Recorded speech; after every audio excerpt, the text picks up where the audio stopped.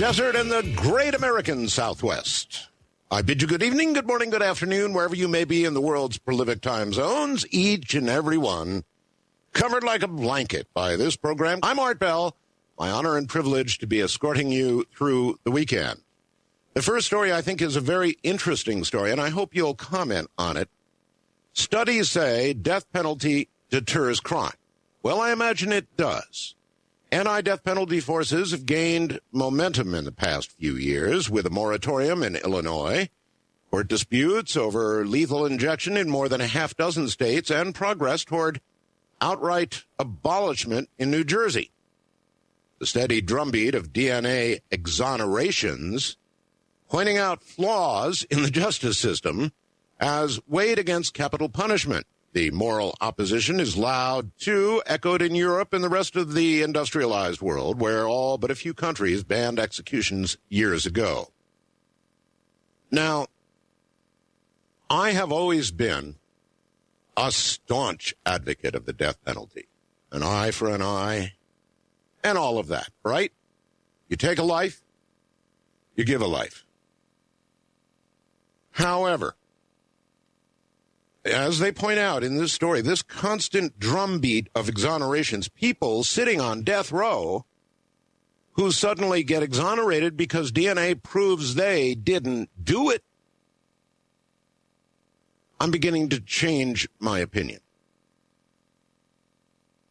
If we could be absolutely certain that the people were strapping to a gurney and injecting or worse really did do what got them that sentence, then I'd be all for it. But of late, there have been too many of these exonerations. Now, it's simply too final. It's just too damn final. I know, they appeal for 10 years and so forth, but yikes. Too many people have been yanked off death row at the last minute just because they actually didn't do the crime. And that's really got to give you pause. It does me to the point where I'm beginning to change my opinion. Now, maybe after more years go by and we can be sure, right now we're going through a lot of old cases, right? Where there was DNA collected but not tested because we didn't have the means to test it then. Maybe after another decade or two, you could bring it back when you were sure. I don't know. But with the prospect of putting innocent people to death, I think even the hardest, staunchest supporters of it have got to have some second thoughts. The crew of Atlantis and the international... I'd love your comments on that, by the way. The crew of Atlantis and the International Space Station greeted each other with hugs and handshakes Sunday after the space shuttle arrived at the orbiting outpost. But amid the smiles and salutations, engineers in Houston, 220 miles down below, began evaluating whether a peeled-back thermal blanket should be fixed by the astronauts. With a thunderous rumble and a cloud of dust and smoke, an apparent suicide vehicle bomb brought down a section of highway bridge south of Baghdad on Sunday, wounded several U.S. soldiers guarding the crossing and blocking traffic on Iraq's main north-south artery. There was no immediate U.S. Army confirmation on the number and severity of the casualties. An Iraqi civilian also injured, and on it goes.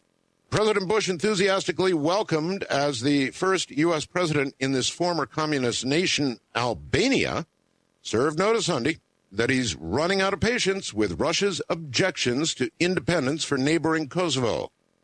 Sooner rather than later, you've got to say enough's enough. Kosovo is independent. Bush was, of course, telling Albanians what they wanted to hear. He said independence was a certainty.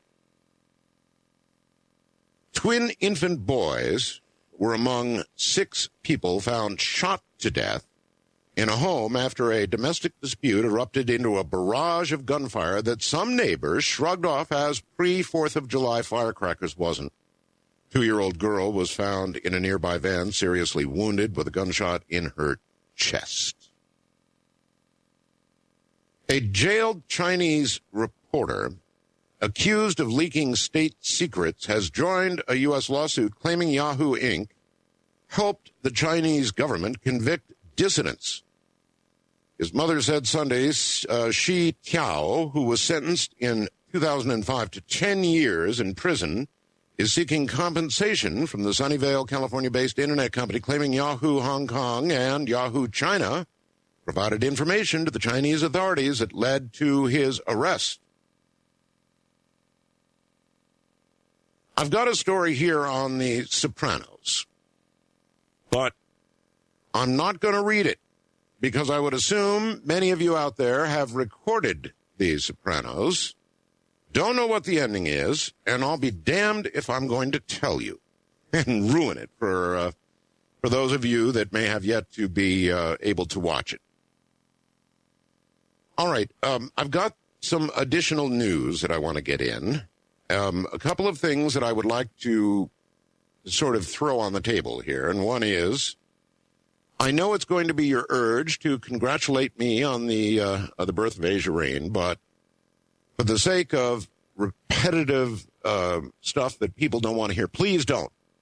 I will simply know, and believe me, I do know by the thousands and thousands of messages that you really did congratulate me. So please don't do it in the course of the program this evening for the sake of those who just don't want to hear it over and over again. That in mind, we'll come back with a little more news and then unscreened open lines. Well, all right, we covered this a little bit last night with Whitley, but I want you to hear it. The following is from sfgate.com. NASA scientists reading signals from a satellite in orbit and flying aboard a low-flying plane over Greenland. And I want to remind the audience, the ice on Greenland is not in water. The ice on Greenland is on land. Anyway, they're finding fresh evidence of melting snows and thinning glaciers in vast areas of the massive island. Their observations confirm the climate's warming trend in this far northern reach of the world. They say where changes in the circulation of waters feeding the Arctic Ocean are altering crucial patterns of ocean currents there, with effects that are increasingly uncertain. The pace of glaciers sliding into the sea along Greenland's southwestern coast is speeding like gangbusters this year, according to William Crable, leader of the NASA team that has just ended a 3-week airborne mission probing glacier dynamics with lasers and radar. In order to avert distortion by dense clouds, actually, the team flew crisscross patterns across the ice at altitudes no higher than 1,500 feet. Crable said Friday in a telephone interview from his base at NASA Wallops Island Flight Facility in Virginia in similar flight several years ago, he recalled. Data gathered by instruments aboard the plane showed the glaciers were moving into the ocean at the rate of about 6 feet a year. That's 6 feet a year. But 7 flights this spring covering 16,000 miles of Greenland surface and coastal glaciers revealed ice along the southern coast is speeding into the sea at more than 75 feet a year. So, from 6 feet a year to 75 feet a year in just a few years. The island's huge ice sheet is 2 miles thick at the center. Crable's team has been monitoring the island's surface and the glaciers flowing into the sea every year now for the past 15. It's clear, he said. The entire island has been losing significant amounts of ice year by year, and while the glaciers are on the move, Greenland snows have been melting over large areas of the ice sheet, according to Marco Tedesco, a research scientist at NASA's Goddard Space Flight Center, who's been working on a joint climate study project with the University of Maryland. Data from a Defense Department meteorology satellite shows last spring the snow on Greenland melted over an area of more than 375,000 square miles, nearly 2.5 times the surface area of California. That was far more than the island's average summertime snowmelt of 350,000 square miles, said he. 18 years of these satellite observations have now shown that while the fluctuating trend of melting ice continues, last summer didn't set the all-time record for snowmelt on Greenland's surface. For example, 5 summers ago, melting snow covered more than 540,000 square miles, nearly 3.5 times California's area. That's big. In New Scientist, Jim Giles writes about the International Crisis Group based in Belgium. What they do is monitor regions where conflicts are brewing and wars might start in hopes of stopping them before they begin. Giles reports that a group of retired U.S. admirals and generals has said that global warming will act as a threat multiplier that will topple unstable governments and unleash conflict. The crisis in Darfur, Sudan, is considered to be the first climate change war because it was preceded by years of drought. Hurricane season officially begins in June, and this year it began just a little bit early. These powerful swirling storms are triggered by the surface warming of the ocean, but now researchers think they may be nature's way of slowing down global warming by cooling off the ocean.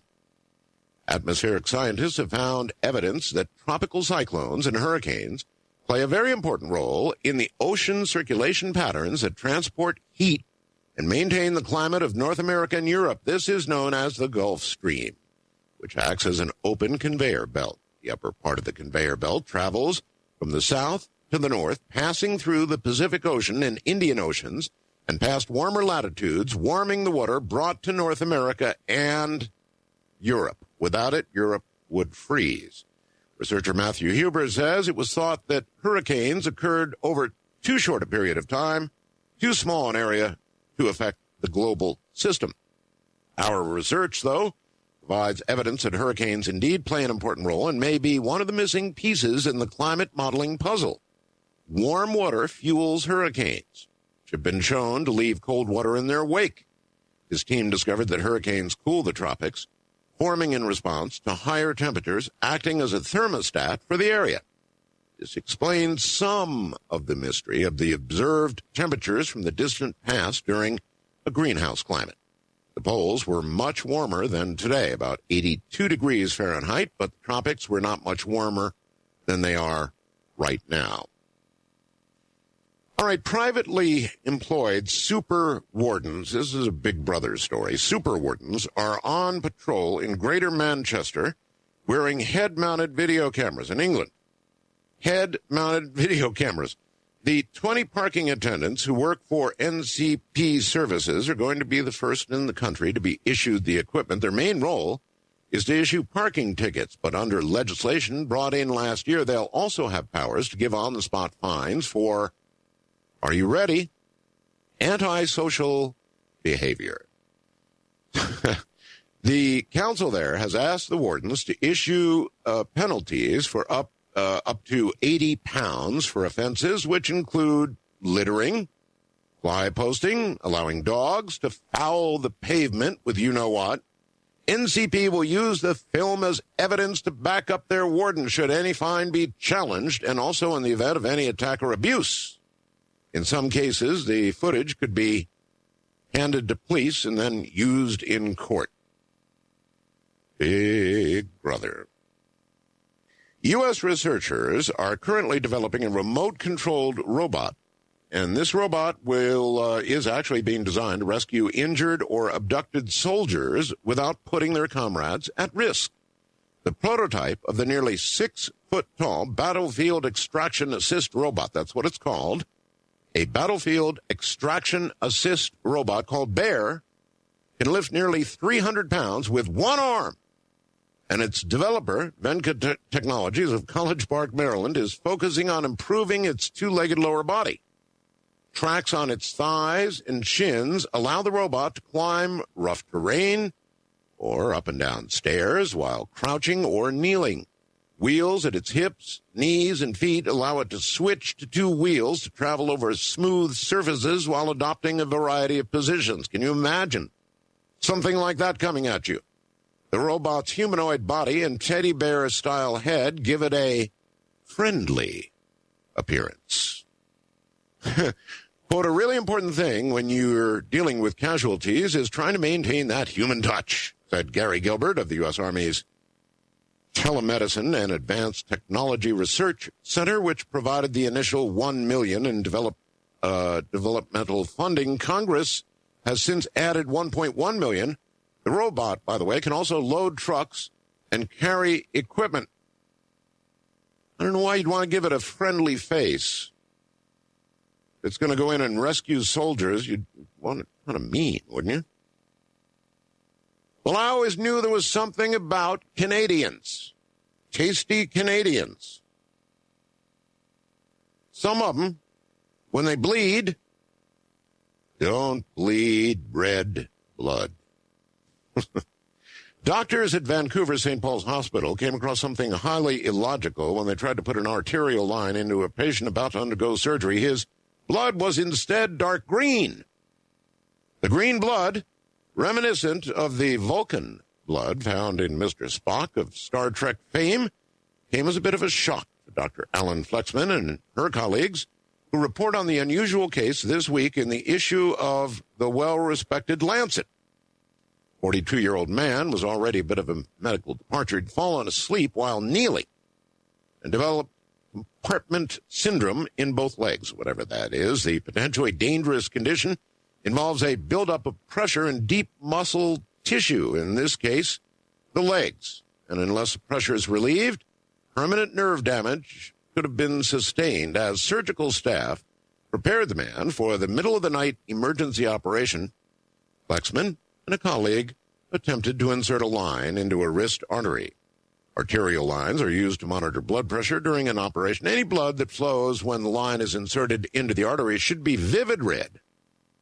You know, that's a sign that the blood is receiving oxygen. But in this case, which occurred in October 2005, it wasn't. During insertion, we normally see arterial blood come out. That's how we know we're in the right place. And normally it's bright red, as you'd expect in an artery. But in this case, the blood kept coming back as dark green instead of bright red. It was sort of a green-black, like an avocado skin, maybe. The reaction in the room? Very concerned, obviously. Now, they're not sure exactly what has done this. It could be some sort of medicine or something, but there you go. Canadians with green blood. There's a story from the Philippines. A jobless man was shot to death by a security guard. They have a lot of security guards in the Philippines. Every store, virtually every store, every building has a security guard with a shotgun. Anyway, this fellow was shot to death for singing an out-of-tune song in a karaoke bar.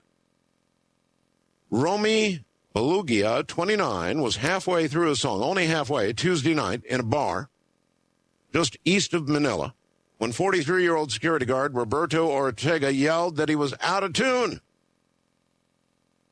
But he ignored the comments, continued singing. Ortega pulled out his revolver and shot him in the chest. Senior Superintendent Felipe Rojas said the victim died instantly. Security guard was detained by an off-duty policeman shortly after the shooting. Deaths and violence are not uncommon in Philippine karaoke bars. You'd think that such a thing would make you a little hesitant to get up and sing at all. The popular Frank Sinatra song, My Way, has been taken off many karaoke bars in Manila after it was found to be the cause of fights and even deaths when patrons sang out of tune.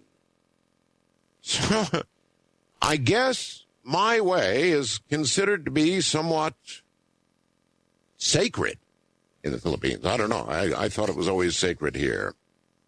Annapolis narcotics officers hit the wrong apartment last night while serving a search and seizure warrant, terrorizing the 4 tenants and damaging their home. Rifles in hand, police forcibly entered the apartment at 905 Primrose Road at 8:20 p.m. while the couple was fixing dinner. The other 2 tenants were at the grocery store. According to police reports, a woman in the apartment barricaded a bedroom door with her body. As about 15 officers burst through the front door, the tenants are natives of El Salvador, spoke very little English. The Annapolis Special Emergency Team then used what was described as a noise flash device, and they were able to enter the bedroom. The woman, identified by police as Sylvia Burnell, 30, said police never identified themselves and kicked her husband in the groin, pushed her the ground before handcuffing both, then realized, of course, they were in the wrong house, and there were a lot of apologies, and there's probably going to be some action or who knows what because of all this. But one thing the police have to do is be darn sure which door they're knocking down. All right, when we get back, you'll hear somebody with a very deep voice recite the phone numbers. That's going to mean you can pick up a phone and join us from the high desert in the middle of the night. I'm Art Bell. Here I am indeed. We're about to go to unscreened open lines. That means there's nobody between you and me. Nobody. So that means you're instantly on the air when I answer the phone. So if you would please, when you hear me answer, immediately turn your radio off. Not down, but all the way off, because there is a delay system, and that'll confuse you. It'll actually make you sound confused on the air, and you don't want that, I'm sure. Want to get your point across. And speaking of that, hopefully you will have a good one for the audience at large. There sure is enough to talk about. Again, I would love to hear some of you. I've been a staunch death penalty supporter all my life. But there have just been too many innocent people yanked out of, the death walk moment at the last moment by new evidence that says they didn't do it. And under those, with that kind of evidence in front of me, it's caused me to question the efficacy of the death penalty, period. I mean, you just don't want to be putting innocent people to death, do you? We'll be right back. All right, here we go. As promised, Wild Card Line, you are on the air. Good morning. Hi, Art. This is Jeremy from Sacramento. Hi, Jeremy. Hey, I was calling to see if you ever thought about doing another mass consciousness experiment like you did a couple of months ago, I believe.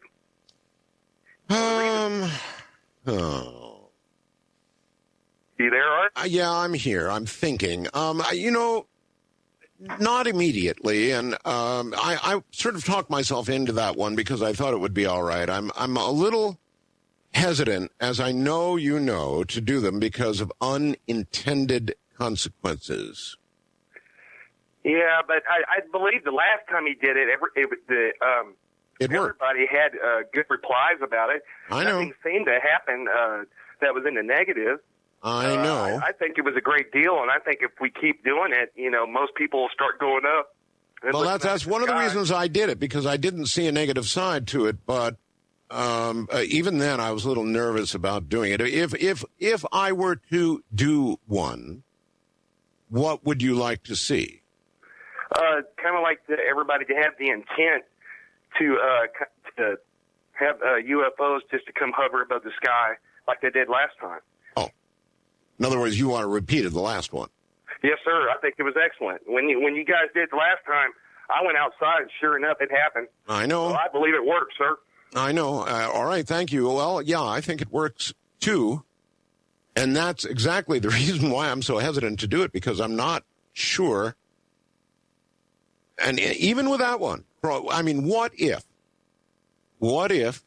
they had shown up in the skies and then, like some terrible movie that we've seen, the death rays began to come down. Who would they be coming after? So, I thought it was okay to give it a try, and it had been, I think, actually years since I did the previous one, but I think it's appropriate that we give this long, hard thought. In view of the fact that it works, it's not a toy, not something to play with, which I did do years ago. It's something to give very, very, very serious thought to. And I will do that. I will. East of the Rockies. Oh, wait a minute. Let me try that again. Here we go. East of the Rockies, you are on the air. Hey, greetings, Mr. Bell. Greetings, sir. Hey, congratulations on your new addition to your family there. That's great. Just couldn't not say it, huh? That's great. No, really, that's super. Thank you. I wanted to ask you a question. Have you watched a program on A&E? You've got a guy, Chris Angel, mind freak. He's a magician down in Vegas. This guy's very compelling. I'm very skeptical usually about stuff like that, but he is so compelling. I mean, I don't know what to make of it. Are you familiar with him? No, I'm not. But you just said it. I mean, you said he is a magician. Now, does he? Wait a minute. Does he claim that what he's doing is real magic as opposed to tricks? Well, I think there's a fine line there. A lot of illusionary type stuff. Yeah, okay. Well, that's probably what it is then. I've done a lot of reading and looking into like Native Americans and Native American shaman, and a lot of what they describe, what they've done and are able to do, this guy's doing. And, just the whole levitation things, you can't fake people's reactions on television, and there are no camera breaks. Maybe. No, but that's why they call it illusion, my friend. It's super. Oh my gosh, it's mind blowing. I don't know what to make of it. Well, when an act like that, thank you, gets to Las Vegas, then it's got to be pretty damn good, right? We're an entertainment capital, and we've got some really good magicians, but that's what it is. That's why it's called an illusion. And it's entertaining, and it's fun. But unless this individual is claiming that what he's actually doing is magic, which certainly would invite some inquiries and certainly would pique my interest, then I would assume that it's illusion, and very good illusion. I'm sure he's very, very good at what he does, but I wouldn't take it beyond that. Wildcard Line, you are on the air. Hi. Hi, how you doing? This is not related to tonight's show, but my name is Norman Jackson. Okay, we don't allow, we don't allow last names on the air. Oh, I'm sorry. I had to dump that. That just got erased. So you and I have to begin all over again. Your name is Norman, and where are you calling from? Yes, I'm calling from California, Citrus Heights. Okay. California. Yes. And my issue was that I'm paraplegic right now. Yes, sir. And you had someone speaking about that the other day, talking about, what was it, not gene cells, well, it's a show I didn't do, so I'm not familiar with it. What was the point? The point was they had a address on there and a number to call. Uh-huh. I don't know where it was to because I barely heard it, and it was about people who are quadriplegic and paraplegic. All right, and what you want to do is get that number, right? Pardon me? What you want to do is get the number? Yes, sir. Okay. What you're going to need to do is to contact the network, and I'm sure they'll do their very best to get it for you. But not having heard the show, and certainly not having made note of the number, I can't help you out.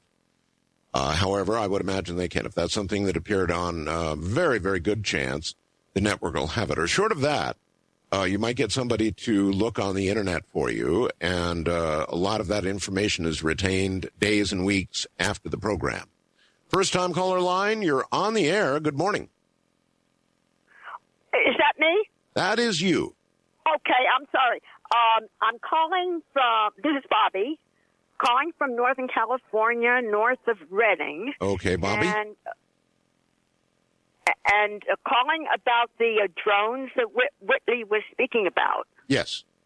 Okay. We've got loads of them up here. Loads of them? Yes, we see them almost regularly. And I have seen at close hand, in other words, 30 feet horizontal to less than 30 feet vertically, one of these tiny craft, it's like the size of a cockpit, no wings, no tail, no length, and emitting lights, an aircraft, a craft of some kind. All right, Bobby. Do you see them on a regular basis? Every night. Every night. All right. How about some pictures, or better yet, video? Yeah, I can't. What turned me on was the fact that he said there's a guy running around here with high-tech equipment and a truck trying to pin this down. And if he could just come up our way, he'd find something. Okay. All right. And again, Bobby, your location is where? Okay. About 20 miles north of Redding, California. Right. On the near I-5. Right. Okay, I'm sure that will interest some. There are many people, and many of us are extremely interested in whatever this is. I mean, it is odd.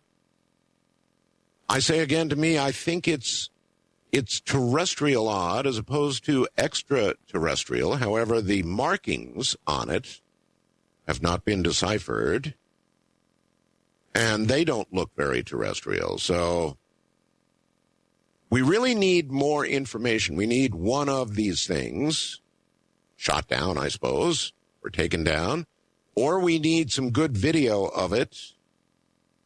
Maybe not shot down. I mean, just on the off chance that it actually is extraterrestrial, maybe a better idea is not to shoot at it.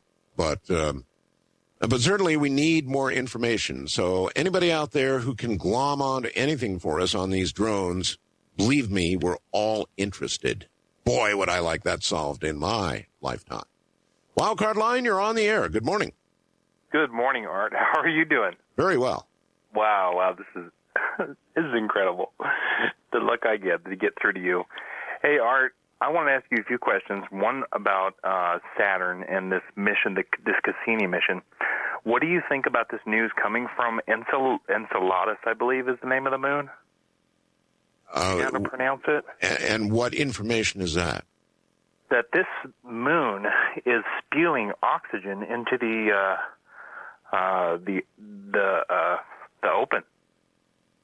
See, I haven't heard that. Can you send me something on that? I monitor everything pretty carefully. It's spewing oxygen. No, I haven't heard that. Check out the Cassini website on the NASA.gov. Right. And you'll see Enceladus, I believe is how you pronounce it. And they say it's spewing oxygen into what, empty space? Into empty space. And they believe that there might be life down there. Well, there's oxygen. Oxygen. Why would a moon of Saturn have oxygen? It's incredible, Art. And, well, we live in an incredible time. We're discovering planets that are like Earth. We're discovering all kinds of things. It's an amazing time. This one's very close. And the other moon, I can't remember what it is. It's also all ice. I can't remember it off the top of my head. All ice. But if you check the Cassini website, it's incredible. All right, I'll take a look. I'm really thrilled about this one. All right, thank you very much for the call, and I certainly will. Spewing oxygen. Well, I suppose that a component of ice, if it's water ice, could be oxygen, right? But how would it get to a moon? How would it get to a moon where there shouldn't have been any oxygen at all? That's a mystery, all right. That's a good one. Wildcard Line, you're on the air. Hi. Hi, Art. How are you? I'm just fine.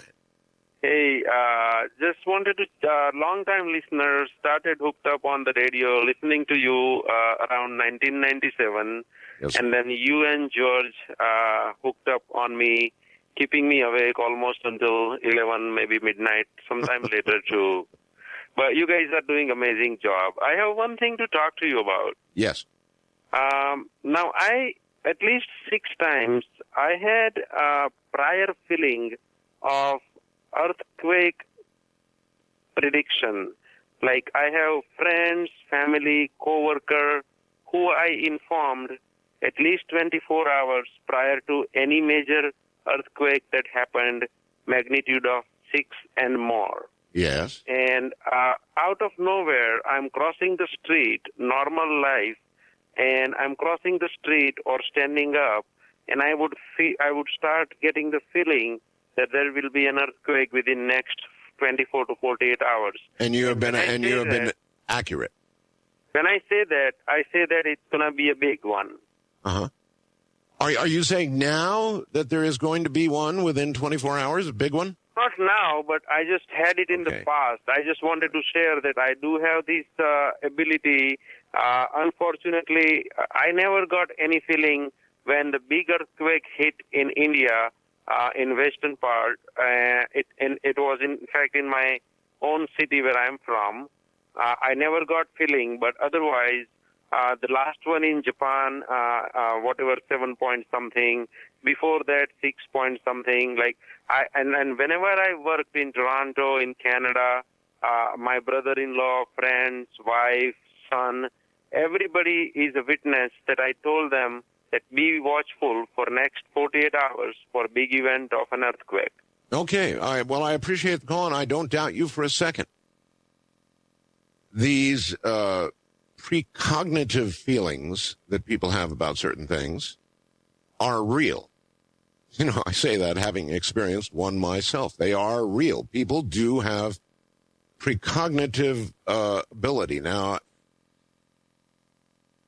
I don't know that it, you know, in his case, it relates to earthquakes, and it may be, you know, for different people, different things. But having experienced precognition myself, I know it's real. So I think if I were you, I would begin documenting this in a way, as opposed to telling friends and family, write it down, put it in the mail, do something so that you can begin to document beyond question that you called it. You know, whether you have to send it off to somebody, get a stamp on it, whatever it takes, do that. And I would suggest that to all the rest of you who have feelings about things that are going to happen and are accurate. You can't really tell anybody about it because they go, oh, come on. Well, figure out a way to document that. And perhaps we can advance this whole field of parapsychology. First-time caller line, you're on the air. Good morning. Good morning, Art Bell. Hi. I wanted to comment on the one caller about that Chris Angel mind freak. About what? The Chris Angel mind freak guy. Okay, is this on some previous show? Yeah, that caller that was 2 callers ago. Yes. Was commenting on the magician, Chris Angel. Oh, yes, okay, yes. Okay, I'm sorry. I'm kind of just waking up and listening to your show. Apparently I am too. All right, so what is it you want to say about it? You know what? I've been to Magic Castle, you know, here in Hollywood, and I know a couple magicians, and they spend a lot of time building props and making things like disappear. Sure. And he's an excellent entertainer, but the one thing about him is he's very hypnotic, and he's very intuitive. He does a couple episodes that are kind of interesting.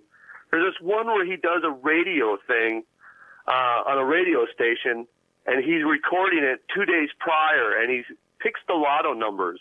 And then he also claims that, he called this thing that happened to George Bush, and it was in the paper. It was amazing. And otherwise, the rest of the stuff that he does, I understand it's magic and an illusion type stuff. Right. He does have an intuitive quality about him. Well, anybody who picks lotto numbers ahead of time is certainly impressing me.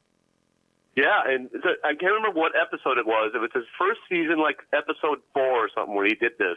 And he did it with a radio station, and the people around him were just in awe. You know. Well, I'd be in awe, too. And maybe, all right, I've got it. So maybe what he's doing does go beyond, I want to say simple illusion, because there's nothing simple about being a good illusionist.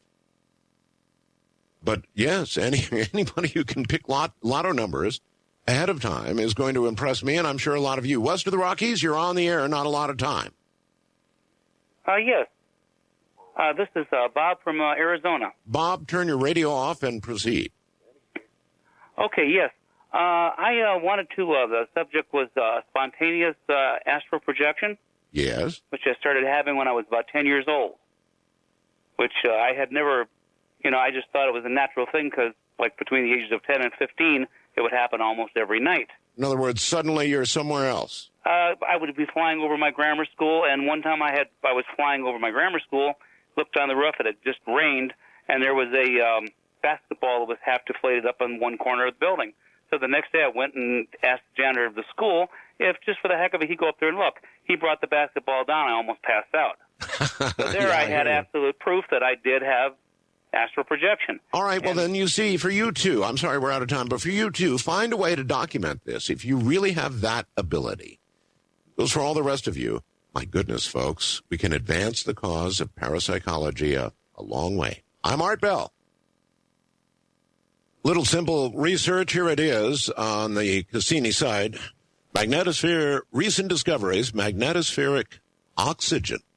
One of the most remarkable discoveries about Saturn's magnetosphere was made before Cassini even reached Saturn by Cassini's ultraviolet imaging spectrograph, or UVIS.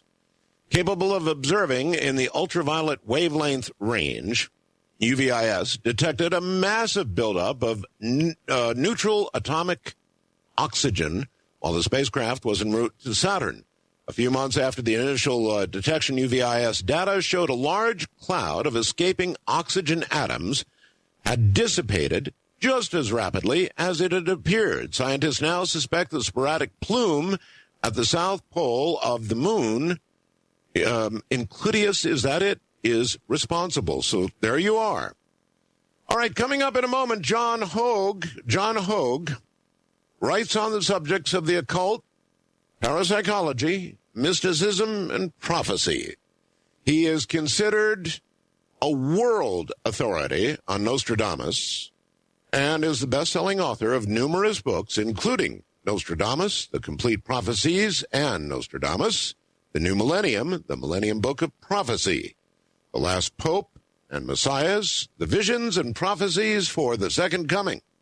His work has brought him international acclaim. He's an old hand on this program. Has been published in 18 languages, sold over 1 million copies worldwide. In addition, he's appeared on over 700 radio and television shows on 3 continents. In a moment, John Hogue. Certainly a world expert on Nostradamus. Ladies and gentlemen, here is John Hogue. John, welcome back to the program. It's been a while. It's been since July 30th last year that we talked. That long? And you were skirting 2 typhoons in Manila. Yes, indeed. It's just about typhoon season again, actually. How have you been, John? Well, I have been very busy trying to keep a pace of quickening history and get things out before history catches up. Yeah, it's happening very quickly. Everything in the world right now is unfolding. When I wrote The Quickening, it was a snail compared to what it's doing now. Yeah, and it seems that one can be carried by it. I mean, I did something in the last 7 weeks that in all my 30 years of writing I've never done before. I wrote a book of 70,000 words in 7 weeks, and it was a book that I was some inner insight compelled to have written as fast as possible because I tried to get it out before events took place. Which book is that? Well, it's the book that I call Nostradamus, The War with Iran. Yeah, The War with Iran. And it is an ebook that's posted on my website and fully illustrated and multimedia aspects to it. And basically, as I was writing this book, on the conscious level, I was thinking, there's just no way this war can happen. It just seems too ludicrous that such an idiotic war could take place. But deep down inside that thing that I just euphemistically call my oracle, which is that opening in me that does this sort of work over the years, interpreting as well as sometimes making my own predictions. Yeah, it sounds a little bit like you've gone from being a Nostradamus scholar to sort of entering the Nostradamus arena yourself. Well, it's always been there. It's just more and more kind of. Some people come out of the closet, other people come out of the out of the Nostradamian mask, and I think if one is really involved deeply into the work, one does start to make similar predictions because it is a talent that we all have. The other thing that is important, as you were saying the last hour, is to document. That's right. What one does. And with my Hogue Prophecy archives, and with every show I've done, of those 700-plus shows, I've always had a recording of every show. That's right. You're lucky, John. Look, in furtherance of something that I think you and I and a lot of this audience darn well knows is true, This whole paranormal, this ability to prognosticate, this ability to know things before they're going to happen, it's real. But the only way we're ever going to nail it down scientifically is to do exactly that. Either write a book, send it off to somebody in a way that can be proven later. We've got to start nailing this down, and that'll stop the laughing. Yes, because one of the great revolutions that are coming for the human race is something that is so rare in our history, and that is a balance. The revolution of balancing between the irrational and the rational, the subjective and the objective. And right now we seem to either be all listening to one side of our perception or listening to the other side and talking beyond each other. The people who call themselves skeptics in cynics' clothing and the people who just blindly believe in anything they're told are two extremes. And in a way, extreme is something we're much more familiar in our history than any other, than balance. Balance and harmony is almost an alien concept. And yet the whole thrust of the future takes no profit to see that in our near future, the biggest issue we're dealing with is to find a balance, to find a harmony with our earth, with our climate, with each other. And there seems to be certain forces in this quickening that I would like to coin the phrase as the forces of the old humanity, which is coming to an end because we are now in a new age where a new kind of humanity is about to be born in the next century. And what often happens is the old rarely ever surrenders to the new without a fight. Well, explain to me what you mean by a new humanity. A new humanity in what way? Well, now we're all familiar with, human emotions, anger, envy, jealousy, happiness, joy. I mean, all of these different human emotions that make us all up. How are they going to change? Well, they're not going to change, but something is going to awaken that's deeper than all of that. All of those issues in the future will be seen as part of the personality, the ego. That in the future, people, as they become more scientifically involved in studying the paranormal, they're going to discover that there is a being, a consciousness that uses the body-mind structure, but is not of the body-mind structure. It's almost like this. If I was to describe a metaphor for where we are today, the old mankind believes that they are one with their car, which would be the body and the mind. They believe that they're so identified with it because they're trained to be identified with it. In the future, because of the crises that are coming in now and through the next 50, 60 years, are going to be crises that evoke a change of habit or a dropping of habits that have gotten us to a point of destruction. It's going to take something really big to do that. Well, yes, and there's several things on the front. One of them being the potential of a widening of the war in the Middle East as far as that goes and how that relates to the center of most of our fossil fuel resources. And there's also the definite quickening of ecological and climatic changes, which as far back as the early 90s in my books, I was saying that the scientists are being too cautious, that what's coming is far sooner than what they project. The 3 to 7 foot rise in the oceans back then they thought would happen in 2100s, and now it's more looking like the mid 21st century. And now some people are saying perhaps even sooner. So all those climate model critics were correct?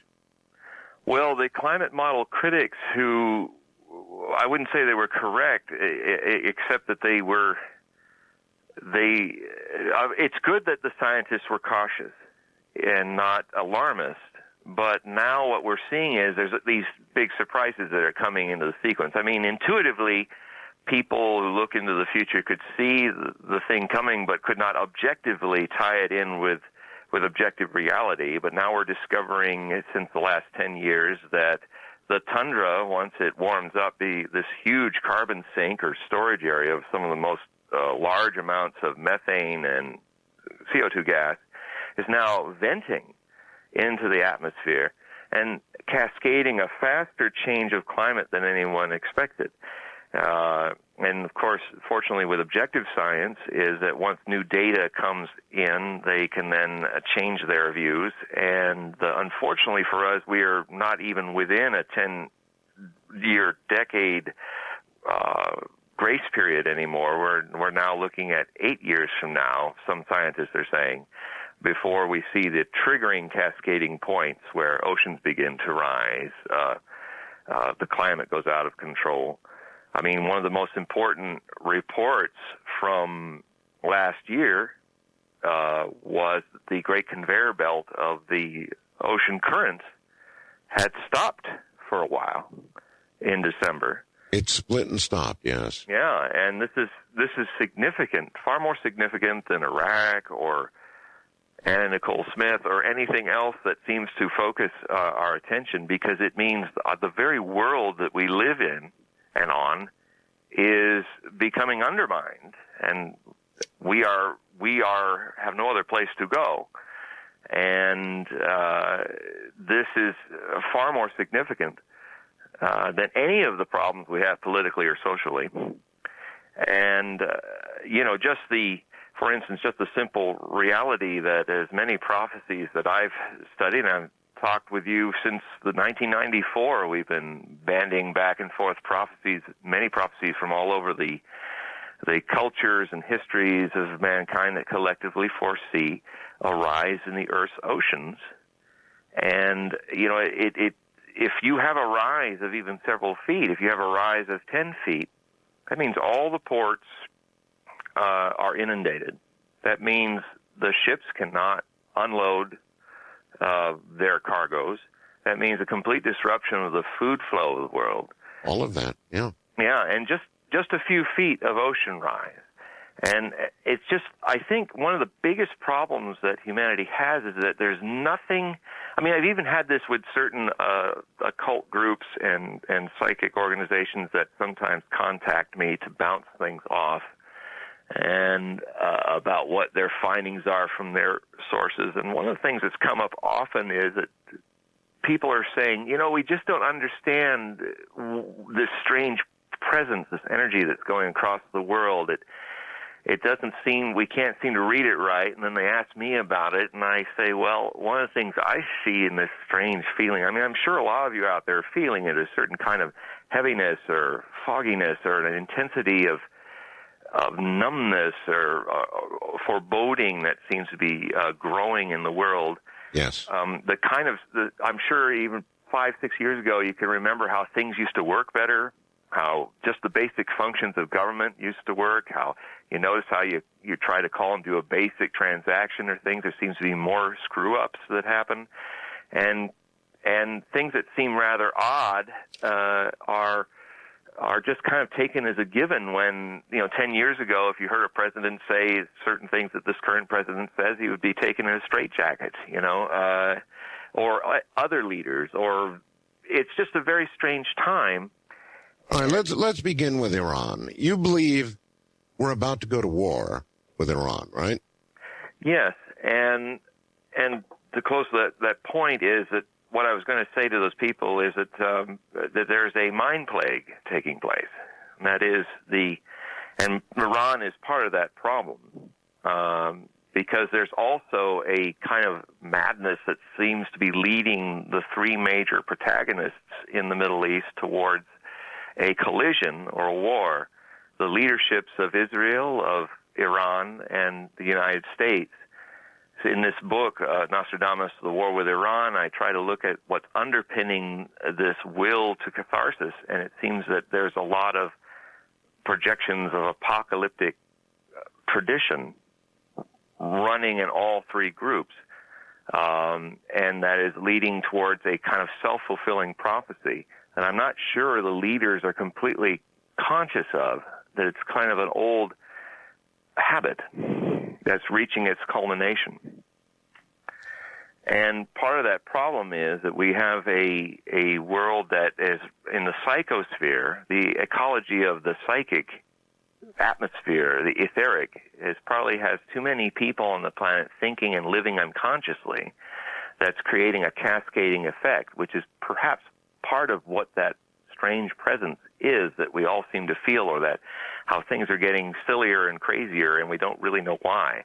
It has something to do with what native seers have been saying, that from 1990 and climaxing around 2030, this wave of madness is part of the travail that's going to come over the world and start what is called the Great Purification, where a lot of the old ideas will have to be surrendered to the past, and people will have to embrace new ideas and innovations and new ways of thinking and living and being to create a new humanity, which is more spiritually and physically balanced, which lives by two wings of science rather than a faith-based religion, the science of the objective phenomenon, which we have in our normal science, and the science of self-observation, which is a more meditative religious sense, which is more adept to the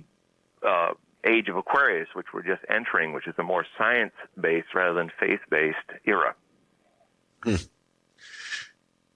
You're talking about a complete change in humanity, and I'm trying to figure out what really could trigger that. Well, it's about to start because we're actually a number of things are going to start happening, and they could happen as soon as right now, because right at this moment, at the 40th anniversary of the Six-Day War, there is a pattern in astrology, which is one of the things Nostradamus used a lot to plot a course of the future, or at least how future history repeats itself. How important was astrology in how much of a component in his predictions? Oh, it's very key because he used it to structure back in the 15th century, in the mid-1550s, when he started writing his history of the future. He used astrology to interpret the movements and leaders and world, the destinies of nations, because you see, with astrology, you can chart a nation as easily as you can chart an individual. Mm-hmm. And it is called mundane astrology or political astrology. And Nostradamus was a master of it. And it's one of the key elements in understanding his prophecies is to master this art in looking and plotting the courses of the future. Are you beginning to use it yourself? Yes, and since that has happened, since I've gained more, I believe, more understanding into it, and I think the documentation on my website, HogueProphecy.com, is a testament to it, that the accuracy of my work has increased exponentially, especially since the turn of the millennium, when I started to feel like I could get a handle on how these patterns of repetition are expressed through the language and poetry of the stars. Now, astrology to me is not a science. It is a poetry. And the skill is really dependent on the intuition and sensitivity of the user. One person can use, for instance, a language like English to be Shakespeare, and another person can use the language and sound like an idiot. It's really a question of the soul and the consciousness and the sensitivity of the person using it. And over the years, I think one of the keys to understanding prophecy is to understand that it's a mirror image of the past repeated in the future. The past certainly has a habit of doing that, becoming the future. In other words, we go back and revisit and relive our mistakes. John Hogue is my guest. We're here at the bottom of the hour. So he used a lot of astrology, and the sense I get from John Hogue is that he's moving toward becoming a Nostradamus type himself. We'll be right back. Oh, it is very interesting. In the last several interviews with John Hogue, I've kind of been getting the sense that he was moving from a great student of Nostradamus into the field himself. And it clearly would seem so. And I think he used the word out of the closet. I'm not sure where prophets come from, but I think he's got more than one foot through the door. We'll be right back. So, John, I guess I should be asking what it is that you see. Well, I think it's always the case that someone who interprets another prophet or prophecy, or someone who even makes their own prophecies and then tries to interpret them, is always it's not the person or the prophecy, it's how the individual who sees them or interprets them sees it. And then if it is documented, then one, at the very least, will find out what the perception of the person is who's doing it.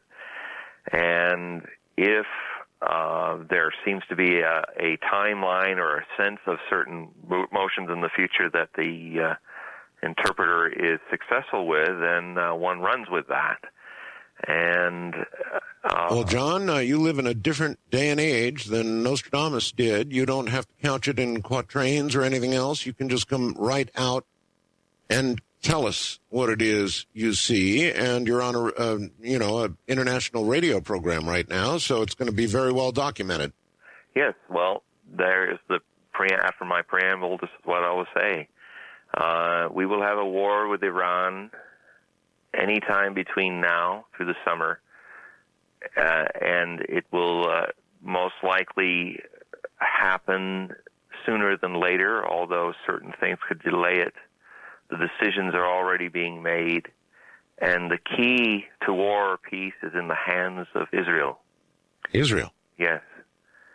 And one would hope, as I'm trying to set together in this book, Nostradamus, The War with Iran, is that there are a number of prophecies that Nostradamus recorded that talk about Persia, which is Iran, talks about Mesopotamia, which is Iraq, and also the importance of what happens in a war that lasted 6 days and how it relates to, he mentions those people that were involved in it. And it's a significant thing that we are speaking this very day, 40 years ago, was the 6th and final day of the 6-day war, which is very significant, more so than the other wars that have been fought in recent times since 1948, because this was the war that defined the messianic issues, kind of let them out of Pandora's box, if you will, to curse us and bring us as well hope that we can find a better solution. What I'm saying here is that when Israel took back the old city and reconquered the Temple Mount and the Wailing Wall, mm-hmm. They also took back, which was not only the foundation of their temple, ancient Jewish temple, which is one of the key steps in prophecy for the final days of the appearance of the Jewish Messiah, but it also triggered messianic passions in Islam because it was considered the last step from this fascinating prophecy that I uncovered that was attributed in the Hadith, which is the sayings of Muhammad that were made in the 7th century that are not in the Quran, the holy book of Islam, but are a number of sayings and observations that are actually many more words than the Quran itself that Muhammad had recorded. And in the prophecy, he talked about something that was quite chilling and surprising to me, something I never expected to hear. Basically, he starts the prophecy, to paraphrase it, with talking to a disciple about what the future of Islam would be. And remember, back in the 7th century, there were only a few thousand disciples at the time. And he was asked what would be the future of Islam, and he basically said, the number of believers will count equal to the foam of the sea. Wow. Interesting way of putting it, because right now in our present day there are 1 billion people in the Ummah, which is the community of Islam, Shia, Sunni, and other sects, that transcends the national borders of countries. It's all the people who are the faithful. But he said at that time they would have discovered tremendous wealth, but certain Christian forces would use that wealth against them, and they would be afraid of dying and cling to life and materialism. But he said that at a certain point there would be Muslims who would not, they would be often manipulated and used by the Christians to fight their wars, and then the Christians would turn around and say it was all they're doing and not these people. They would even take them to the lands of snow-capped mountains and wooded forests to see peace treaties made. It almost sounds like what happened with Lawrence of Arabia in 1917, 1918, when what would be the first king of Iraq was brought to the Versailles treaties, to Europe, to the land of the snow-capped mountains and the forests, to see the Christian leaders kind of take credit for what they did to overthrow the Ottoman Empire. And then their lands were exploited and their wealth was exploited, just like Muhammad had predicted. But he says that things would turn around when there would be a new jihad, a jihad of the black flags, a sea of black flags that would first appear in Khorasan, which is a term for Greater Persia, which is usually used in ancient geography for Afghanistan. He said from Afghanistan would come the holy warriors. They would first be seen there, and they would then march westward and eventually go all the way to Jerusalem. Now, prophecy, especially in the Middle East, is, unlike any other tradition, is very much politicized. All other traditions, it may or may not happen, but if you look at the great prophetic traditions coming from the Middle East, they have one significant tradition they share beyond all other traditions. They are into self-fulfillment. It's kind of the next step, which is the common adage that you hear in the Middle East, is that perception is the truth. And this is also equates into their view of the future. I think you believe that not only are those you're speaking of in the Middle East into self-fulfillment, you also believe that the Israeli leaders and our leaders here in the U.S. are also into self-fulfillment. Yes, and the strange irony about this situation with Iran is that a circle is coming back to full circle. The place where apocalyptic end-time Armageddon battles were first conceived in religious thought, it was not in Judaism, but in ancient Zoroastrianism in the lands of Persia. And there are many Jewish scholars that I've been in contact with that have made me aware of it since 1986 with my first book, that many of the things that are considered Jewish mysticism are actually dispensed from the Persians who liberated the Jews from Babylonia to go back after the captivity to rebuild Jerusalem and rebuild their kingdom. Many things were dispensed from the Persians that became amalgamated with Jewish mysticism. One of the key points was the idea of a final battle between good and evil, which is a Persian idea. And in a strange way, just as we see in industry that America was often the inventor of great ideas in industry that other countries in the East actually adapt better into higher forms, just like it's often been said, America invents it, the Japanese perfect it. In the same way, the Persians created the concept of apocalypse and a final battle. Judaism, which is the mother religion of Christianity and Islam, perfected the concept. And now we're seeing a closing of the circle back to the source where Israel and Iran are at a hair's breadth from going to war. Israel has been, Israeli jets have been practicing flights from Tel Aviv or the region of Tel Aviv all the way to Gibraltar and back. It's about around 2,000-mile journey.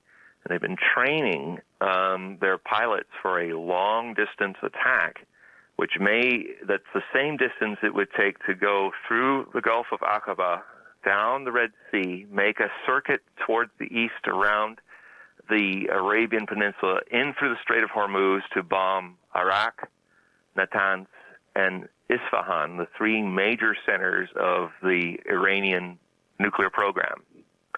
Well, it wouldn't surprise me.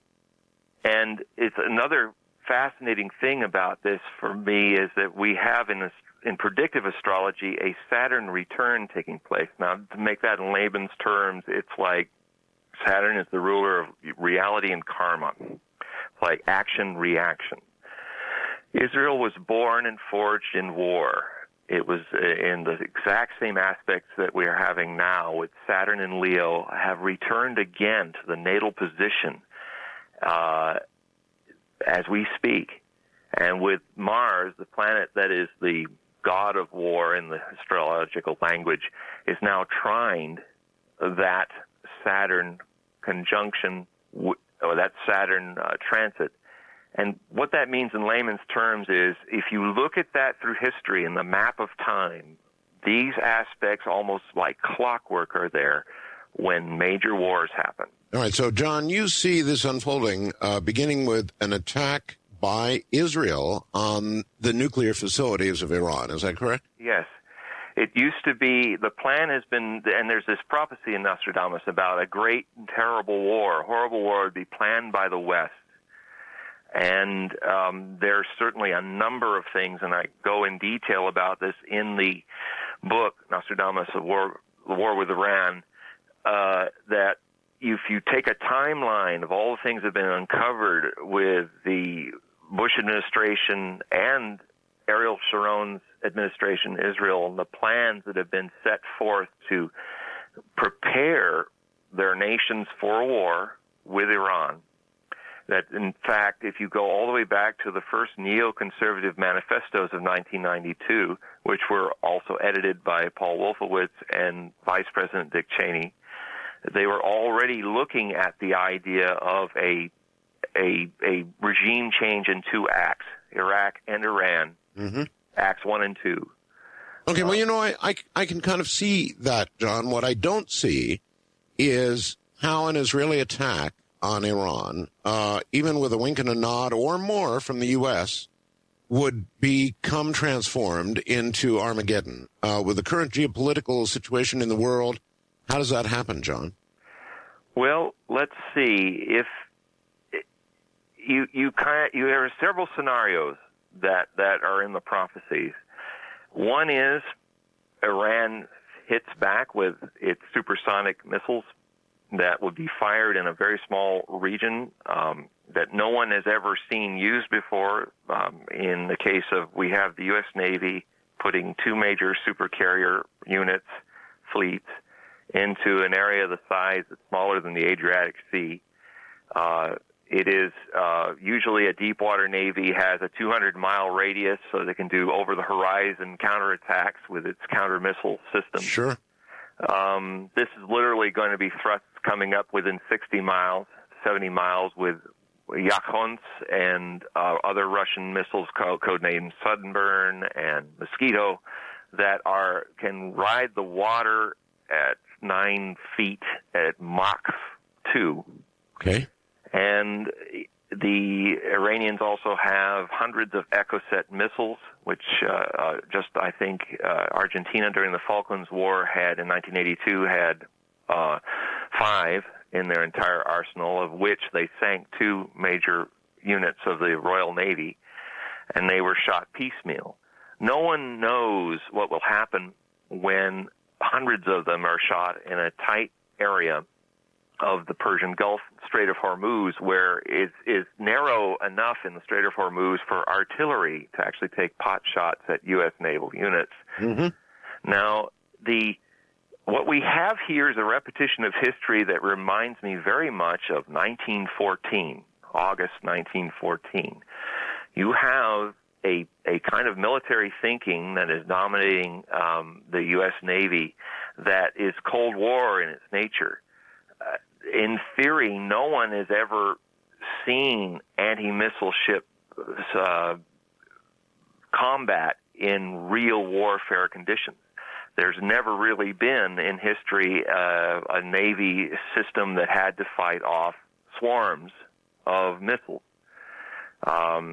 And just like no one knew what the machine gun would do in the first stages of 1914 in World War I, some people had theories that it would force everybody to dig in and be in a static front. Other people believed the war would be over by Christmas and it would be some variation of Napoleonic glory. But the problem is that our technology, untested, is now again in the repetition of history before us in a future war.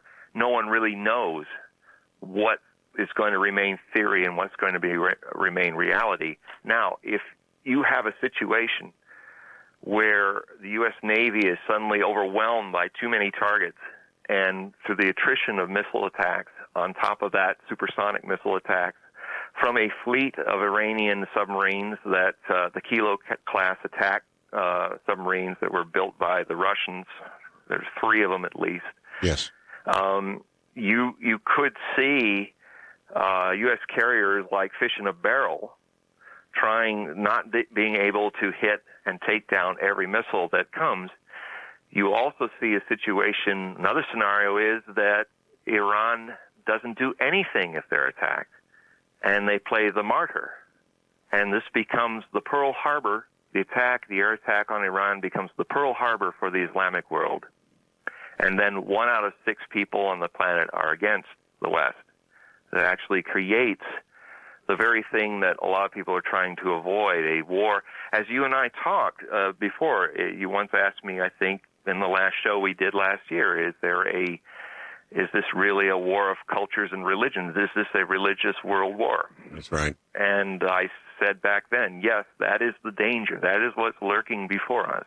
If intemperate minds, guided unconsciously by messianic fevers, move forward in faith rather than fact about what needs to be done.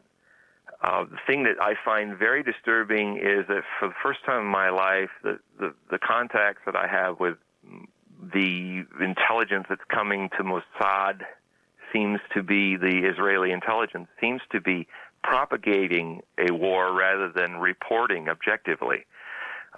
When you have such a wide variance of beliefs about what Iran can do, some outside of Mossad, they don't believe Iran can even paint watches to glow with radiation, let alone build atomic bombs for another 10 years. But then you get statements being made through Mossad that they're able to build a crude nuclear bomb that they could put into a civilian jet and land in Tel Aviv and cause a great terrorist event. That's a very wide variance of belief in what's happening. So sure is. It says to me that there's a lot of passion running here. In fact, I look at the astrology and the predictive political astrology involved, and what I see in that stellar language is people are into their emotions and their intolerance right now because of this bellicose time rather than reason. And that's when wars start. All right, John, hold it right there. So John foresees a coming war with Iran to be started by Israel. Entirely possible. Israel certainly wants those nuclear facilities gone, no matter what the stage of development. They want them out of there as they did previously. And one can certainly imagine, can't one, an attack. We'll be right back. Don't bring me down, indeed. And that's some of what this will do if you're listening carefully. John Hogue is saying, in clear language, this is already June, so sometime between now and summer, that's not very far, there's going to be a war with Iran, initiated by Israel, and then probably widening from that point to what he's calling Armageddon. Now, I can clearly see how U.S. naval forces might get involved in just exactly the kind of scenario he talked about. What I don't necessarily see is how this would turn into, and there's good reason to fear it, some kind of gigantic war between the West and Islam. That's one thing nobody wants. Our own president has been very, very careful to delineate between Islamic extremism and the greater Islamic world in almost every statement he's made from 9/11 forward to this very moment. He's been very, very careful about that, and for good reason. Nobody wants that war, and I have a feeling that's what John Hogue says is coming. We'll be right back. John, to some in the audience, it almost sounds like you're rooting for this to happen. Well, no. No, this is like Joseph interpreting Pharaoh's dream. Let me read you what somebody said. Ross in Savannah, Georgia. All right? This guy, sounds like he'd rather see Iran and the Middle Eastern enemies of our nation win the day and destroy the Jewish state like they've said all along they would. He's very near saying it. Why don't you ask him whose side he's on, please? I'm on the side of intelligence. I'm on the side of love and tolerance. I'm on the side that says, never again is not now. Never again is not now. That means that there may come a time, as there was 40 years ago, when Israel had to preempt war, and were right to do so, to stop their annihilation. We are in something that I've talked about before on your show. It's a karmic echo. I've talked mostly about how America is in a karmic echo. But tonight I'd like to talk about how Israel is also in a similar karmic echo to what happened exactly 40 years ago when they won the Six-Day War, when they preempted a war and prevented them being marched into the sea by Nasser, Syria, Jordan, and a number of other Arab forces and contingents, including Iraq. Now, that was timed right, and it was a good thing to do. But in this echo, it's timed wrongly. There isn't a second Holocaust yet. But if precipitous and intolerant actions should create war, it will create the circumstances for a second Holocaust to happen. And that is why this is such a pivotal time. I am speaking with the hopes of no war happening to anyone. The side that I'm on the side of love and peace. And I'm also on the side of knowing when it's the right time to fight wars and when it's the wrong time. Okay, let me ask you this, John. You gave us the range of possibilities for Iran with regard to their nuclear progress. That's the range. How far along do you think they probably are? Probably not even that far. When I tune into it, they're having all kinds of problems with their centrifuges. This is why they are. The other thing too is that time is not on the side of Ahmadinejad and the Ayatollah Khamenei and the guardians of the Islamic Revolution. They are not succeeding in fulfilling the domestic needs of Iranians. They are also in a situation that has to be addressed, is that they may actually be seeking nuclear civilian reactors because Iran is past peak in its oil production. In the time that it's going to take them to build an alternative energy source like nuclear power in the next 10 to 15 years that can run the country, by that time, Iran might not be exporting enough oil to survive economically. It's a factor that is involved in it. That doesn't mean they aren't going to do exactly what Israel did back in 1956 with their own reactors. Of course. And why not? And then there's their rhetoric. I mean, listen to what they're saying, John. They're making every bit of noise they can, throwing out anybody who would inspect, saying they're going as fast as they can. So whatever the reality is, perhaps it is as you say, and they're hardly anywhere at all. Yeah. But they're making claims that would, cause a lot of nerves in Israel to be on edge. Yes, it's true, and yet what I also find shocking is some of the statements that are being made by leaders in response.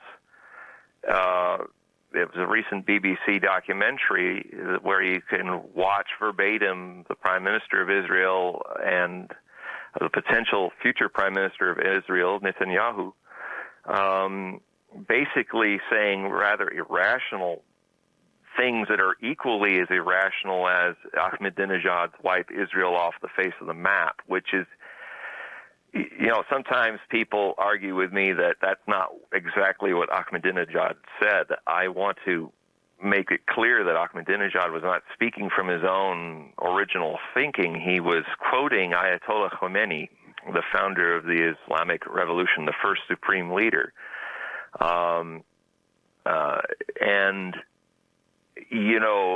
If one has lived in the Near East and the Far East, one understands that people say things between the lines. And clearly, I think Israel was right to be alarmed by what he was saying, even though verbatim he didn't actually say in Farsi that.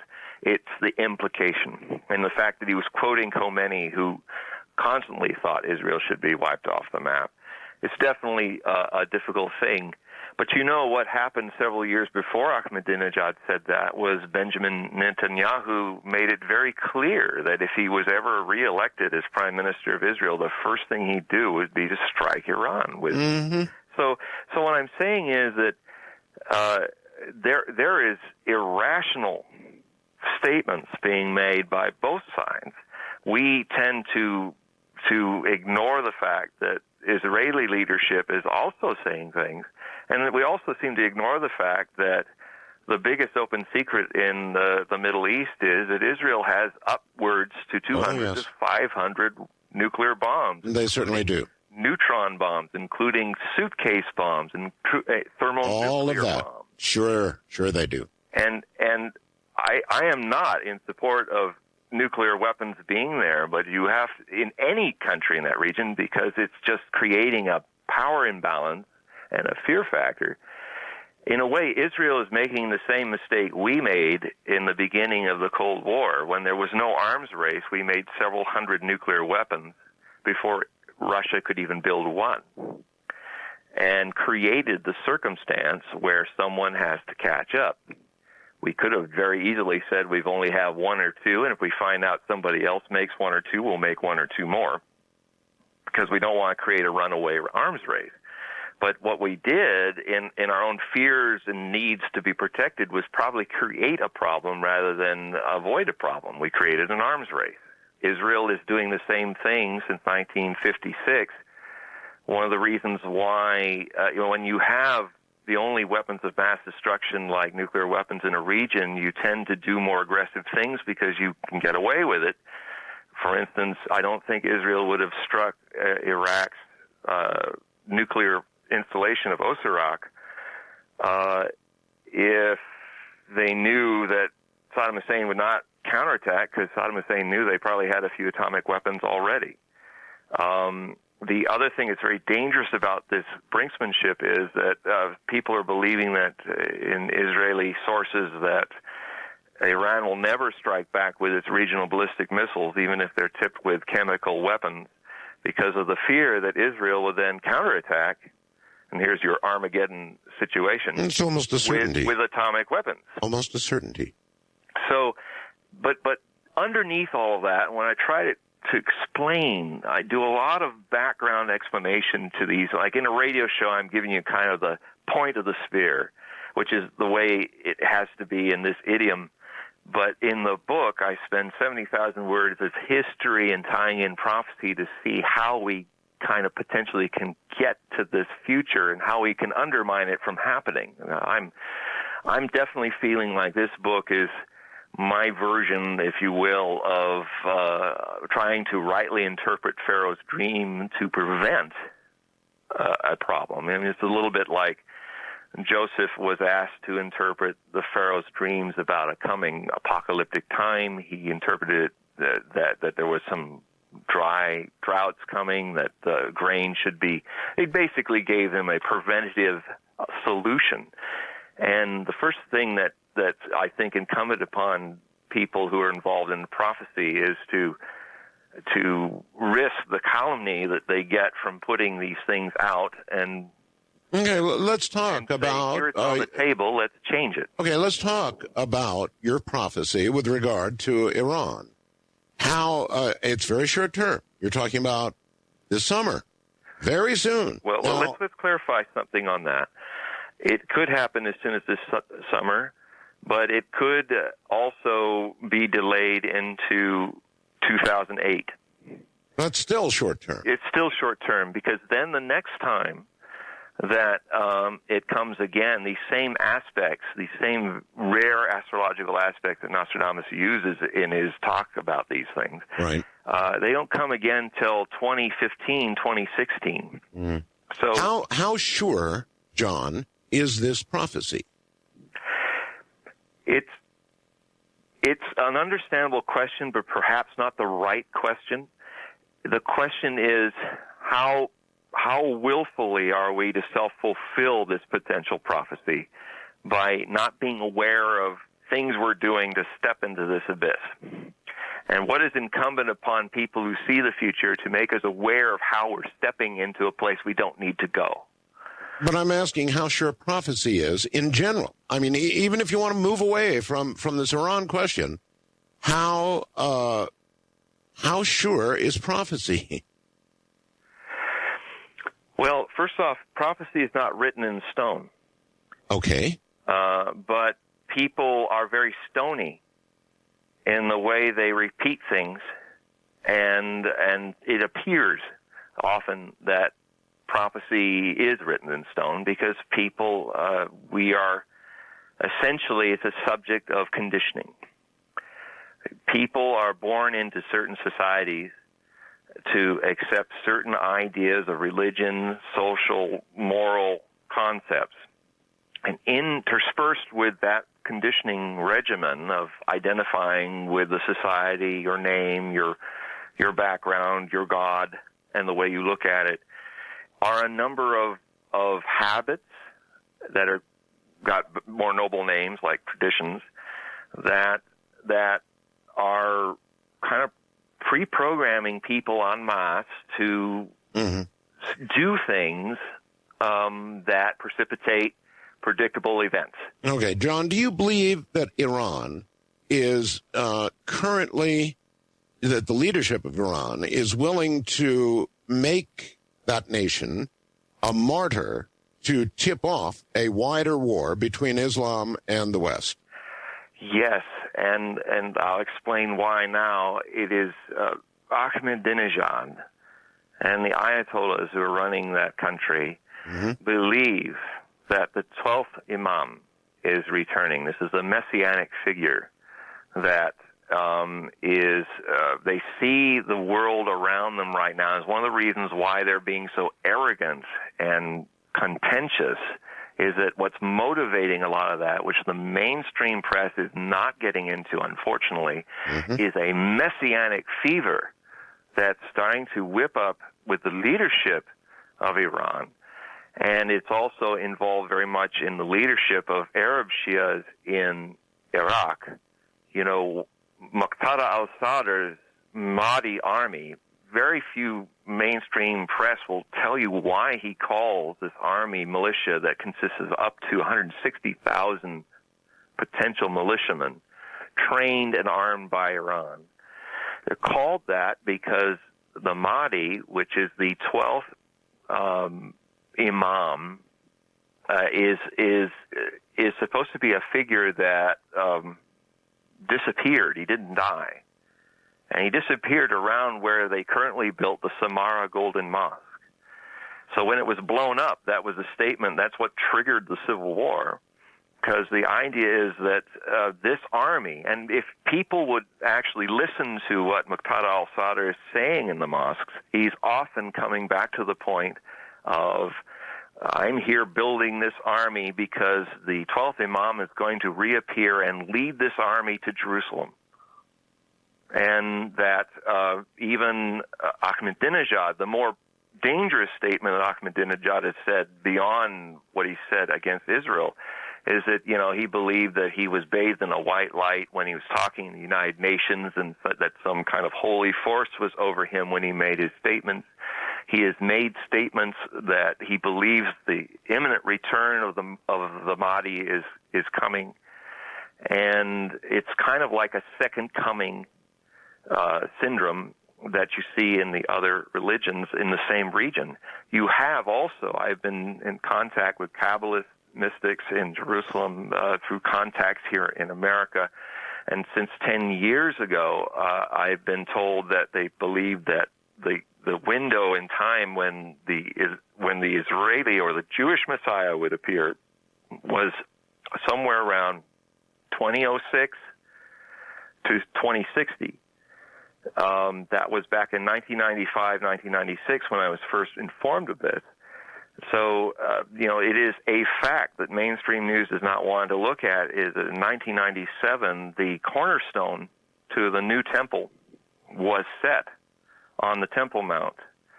It is a fact that in Israel now there are families that are giving birth to future Kohanim, to priests of that future temple who do not set foot on the earth. They live above ground their whole lives because the earth is considered impure. There are stories that are documented that people are trying to genetically create the red heifers that were used in the sacred sacrifices and the holy rites of the temple. I've heard that, yes. And so in this book, Nostradamus, The War with Iran, I want to bring the context of the messianic shadow that's motivating this collision that's coming, and gets back to what I first started saying to you in the first hour is, as I wrote this book, in fact, I confess in the book about this. I say every time I enter another line in this book, my own conscious self is saying, this cannot happen. This is crazy. How can this happen? A war that nobody wants, that everybody's falling into.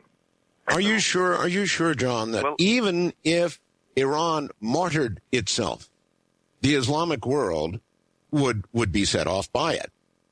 Yes, it's even if Iran doesn't counterattack and are attacked by Israel or by America or both, that's one scenario. The other scenario is that they mean exactly what they will say, and 60,000 suicide bombers will be let loose in Iraq against our forces, that the Shahab missiles and the Scud-2s will come raining down on Saudi Arabian ports. The Strait of Hormuz will be cut off.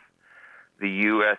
And the world suddenly doesn't have half of its oil resources, that Hugo Chavez, which is leading Ahmadinejad, will boycott and stop pumping 16% of our imports into America. For what you say, excuse me, John, for what you say to be true, a very great deal more of Islam has got to be radicalized than the Western world and the Western press has reported. Is that true? In the poor streets of Islam, yes. It is a powder keg. It is a powder keg that's much bigger than that has been, especially if the perception is that we are going after Islamic nations. All right. If Israel attacks Iran. All right, you got to hold it right there. What a break point. John Hogue is my guest. I'm Art Bell. We'll be right back. Certainly is true that time after time, history really does have a way of repeating itself, doesn't it? Timothy in Las Vegas, Nevada, says he just heard on a news break that the U.S. has authorized military force against Iran along the border of Iraq. Now, I'm not privy to the news breaks on this side of the mic, but he finishes off by saying the prophecy starting perhaps? I don't know. John Hogue will be right back. In a way, Iraq martyred itself. I mean, if you think about the run-up to the war, the bluster, the things that were said, our defective intelligence aside for a moment, the bluster that they did, they virtually martyred themselves. I mean, when it really came right down to it, when we decided to attack, we rolled over them like there was no tomorrow. There was no chemical retaliation. There was no nuclear retaliation. There was no biological attack to speak of. There was really nothing. I mean, we rolled in, and that was that. Of course, it's not like that. We're now facing daily martyrdom and suicide attacks and all the rest of that sort of thing. So it's turned into a quagmire. There's no question about that. But in a sense, if you think about it, Iraq did martyr itself. And you think that Iran is about to do the same thing, John? It comes from an issue of, which I, in the book, go back into the whole history of the great schism that took place in Islam in its early stages, when the majority followed what is called the Sunnah, the way, and became the Sunnis. And another minority group followed the fourth caliph, kind of the Pope of Islam. It's the closest comparison to a Christian metaphor, who was named Ali, who was the grandson of Muhammad. He was a blood relative of Muhammad. And one of the key differences between the Shia and the Sunni, and the Shia is kind of an Arabic abbreviation for those who are with Ali. And they believe that the direct bloodline, it's almost like the holy blood of the Grail in an Islamic context, that the direct bloodline of the caliph who was Imam Ali is more important, more true to the religion, whereas there's a little more liberal look at who can be the caliph or the clerics who are advisory in the Sunni religion sect of Islam, more than, and it's more theocratic in the Shia. Now, the Shia sect, it was born out of the martyrdom of its founding leaders. Ali, when he had to move the caliphate from Arabia, put it in Iraq. And at prayers during Ramadan, he was hit with the blow of a poisoned sword and became a martyr. His son, both his sons, were also martyred, Hussein and Hassan. And they are worshipped and venerated in Iraq and Iran, where the majority of Shias live. I'm having to make quick assessments on radio where I take thousands of words to express this in history, but a view that is out there, one could say that Shia are viewed by the majority like untouchables are viewed in Hindu religion, as a second-class people. So you have a culture within the larger culture of Islam that sees itself as downtrodden, viewed and persecuted as second class, and martyred. So you're dealing with a culture that is wrestling with its martyr complex. Conversely, you are also dealing in Israel with a people who have also been martyred in the Holocaust and traumatized as a culture, as a race, as a nation, into a feeling of trying to anticipate through that repetition of trauma. And it's very possible that they're anticipating a threat that's really not there yet. It could be there in a few years, but it's not now. And so what often happens is that a person who has been abused can, in fear of a post-traumatic incident as a whole, that's right, be an abuser. Well, it could be.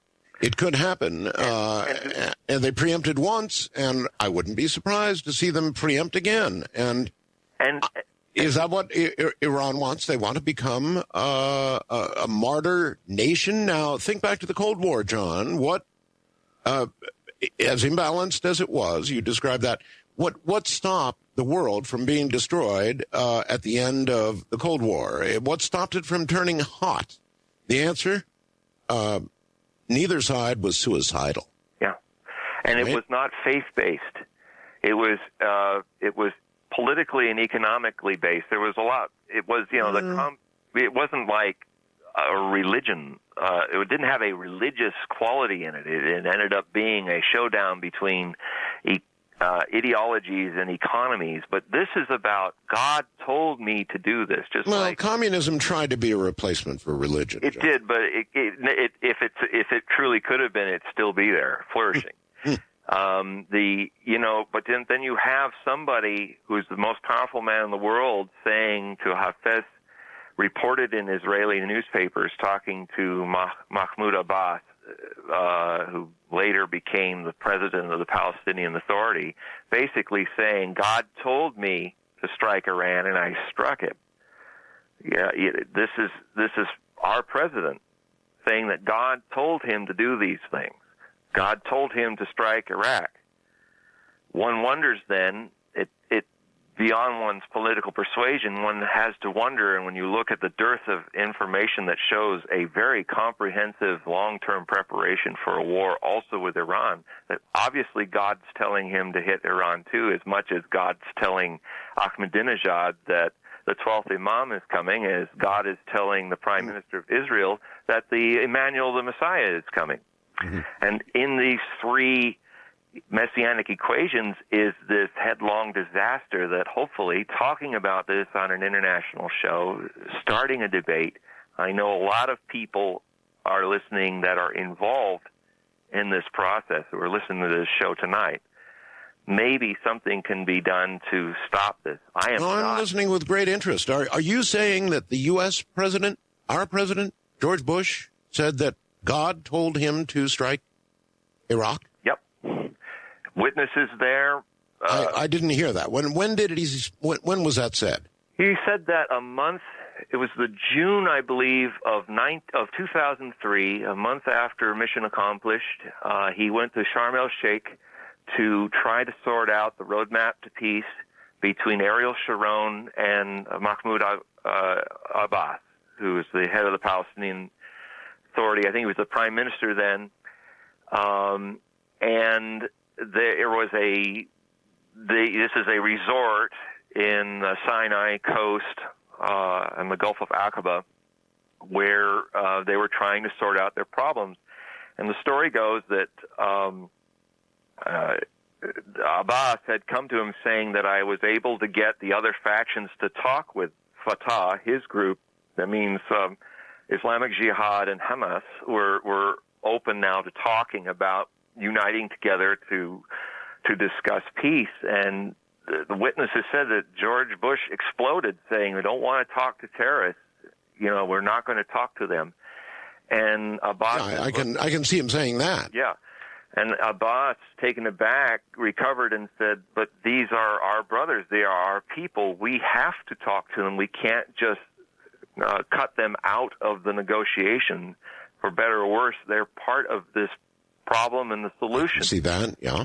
And basically, after some wrangling back and forth, Bush got Abbas to say, "Well, okay, I'll only talk to them as the first step for them disarming," which is understandable. And then he suddenly leaned in at the end of the meeting and started saying, I can find the exact quote for you. Please do. And it is, he basically, as I'm speaking, I'm going to look for it. Doesn't sound like something a U.S. president would say. Well, it was very shocking to hear him say it, I must say, when I saw it. I'm going to search for it in the book so I can give you the exact.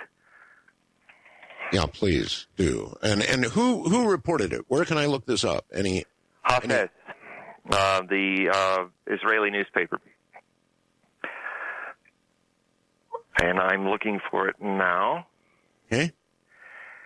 And it must be in the next chapter. Not everything that's written in a newspaper in Israel or here or anywhere else is necessarily true.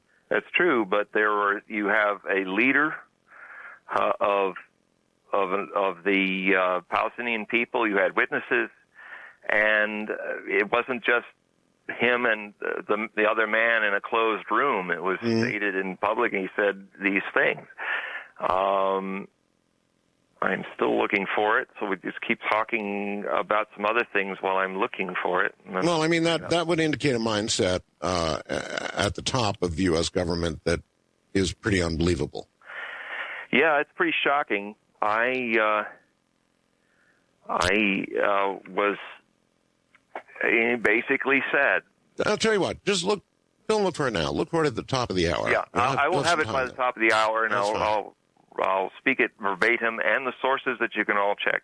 It's been kind of bandied around for years now. It's amazing how these things, though, don't get reported here in America. We are in such a censorship situation these days. In all my life, I've never seen this kind of selective amnesia, selective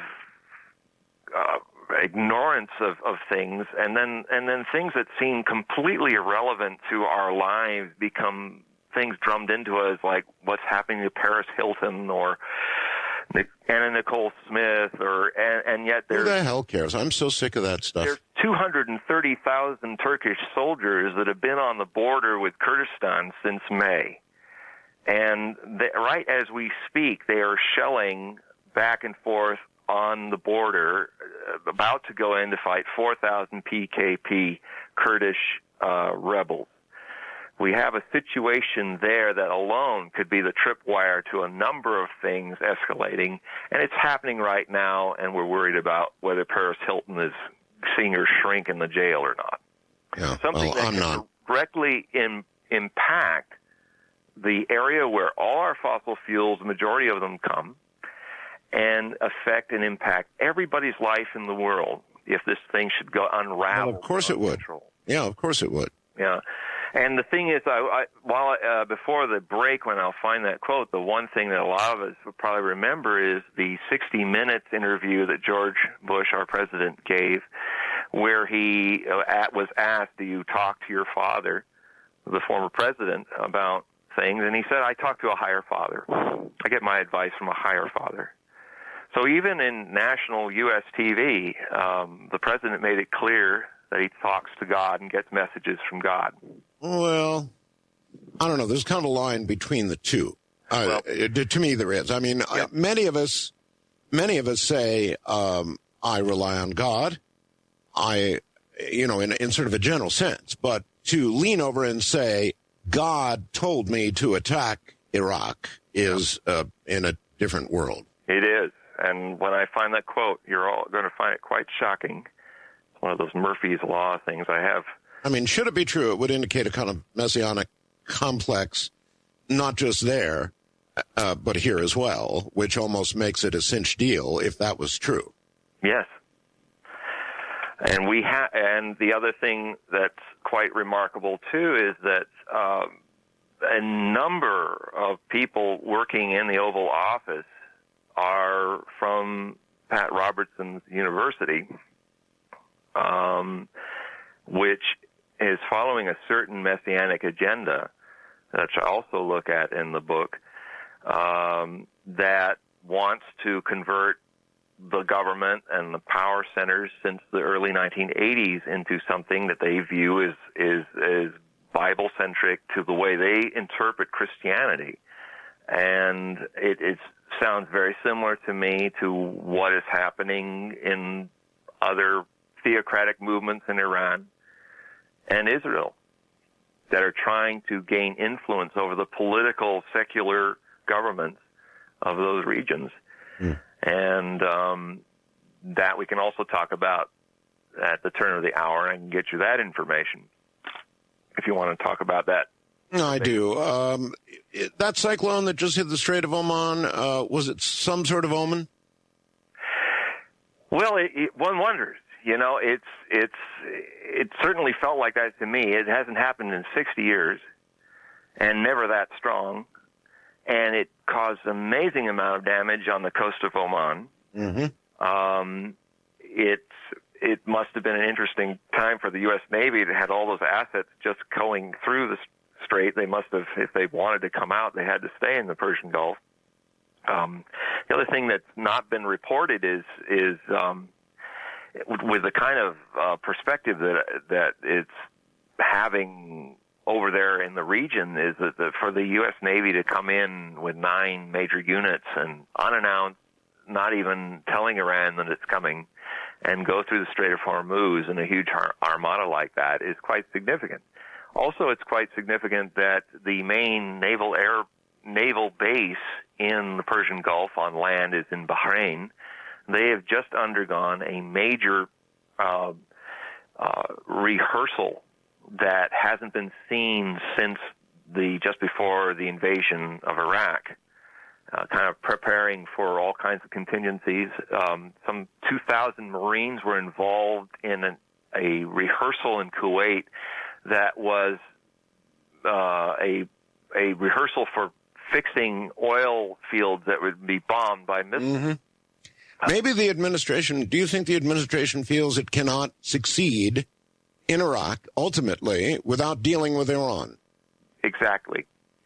It is, like I said before, since 1992, this has been, in the neoconservative manifesto, a 2-act regime change plan.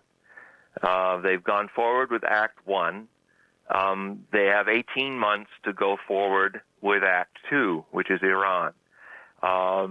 It is as this administration becomes more a lame duck administration, it is generating a much more feverish pace of planning in Israel in a plan B, which is if before America leaves the region or is withdrawn by a Democrat president and a Democrat Congress in 2008, they're running out of time to hit Iran and hit them hard and prevent them for years to recover a nuclear program. So there are deadlines and openings for certain aggressive action that has to happen between now and sometime at the very latest next year before a new regime is in America. Mm-hmm. I don't necessarily disagree with what you're saying, but I think I disagree that hitting Iran, no matter who does it, Israel or the U.S. or both, would necessarily provoke essentially Armageddon, a war between Islam and the West. I don't know that I buy that. Well, I hope you're right, because here's the situation that could happen. Israel strikes Iran with the assumption that Iran will not respond with hundreds of missiles hitting Israel with chemical weapons and biological weapons. Why would they make that assumption? It's not, in my opinion, it's not a sane assumption, because they're thinking that Iran, which has a martyr complex with the Shia problem, might be too afraid to hit Israel when Israel can attack with some 100 of its own atomic weapons. Mm-hmm. And so there you have a situation where what if Iran doesn't choke, and what if Iran fights back and launches its missiles not only on Israel but drops them on the Arab Saudi Arabian oil fields, the Saudi Arabian fuel stations. All of that is possible. John, hold on. We're at the top of the hour, so see if you can find that quote, particularly the one with George Bush telling him God told him to attack Iraq. All right, John Hogue is my guest. My guess is you've got some questions for John Hogue. That's coming up. Here I am. All right. John Hogue didn't pull that from some unknown orifice, that quote. It is here and there. I've got something in front of me that says BBC press releases. God told me to invade Iraq. Bush tells Palestinian ministers. President George W. Bush told Palestinian ministers that God told him to invade Afghanistan and Iraq and create a Palestinian state, a new BBC series reveals. And it goes on, but apparently this quote is known elsewhere, so perhaps so. In a moment, we're going to open the phone lines. I've certainly come a very long way with John Hogue, and we didn't get through a lot of the interview material because what he had to say about Iran, stopped me, and I'm sure many of you, cold. We'll be back in a moment. Yeah, it's very interesting. I get, as you know, fast blasts where people are able to say what they're unwilling to say on the phone, because that's kind of like person to person. They're just unwilling to say it. So they'll type it.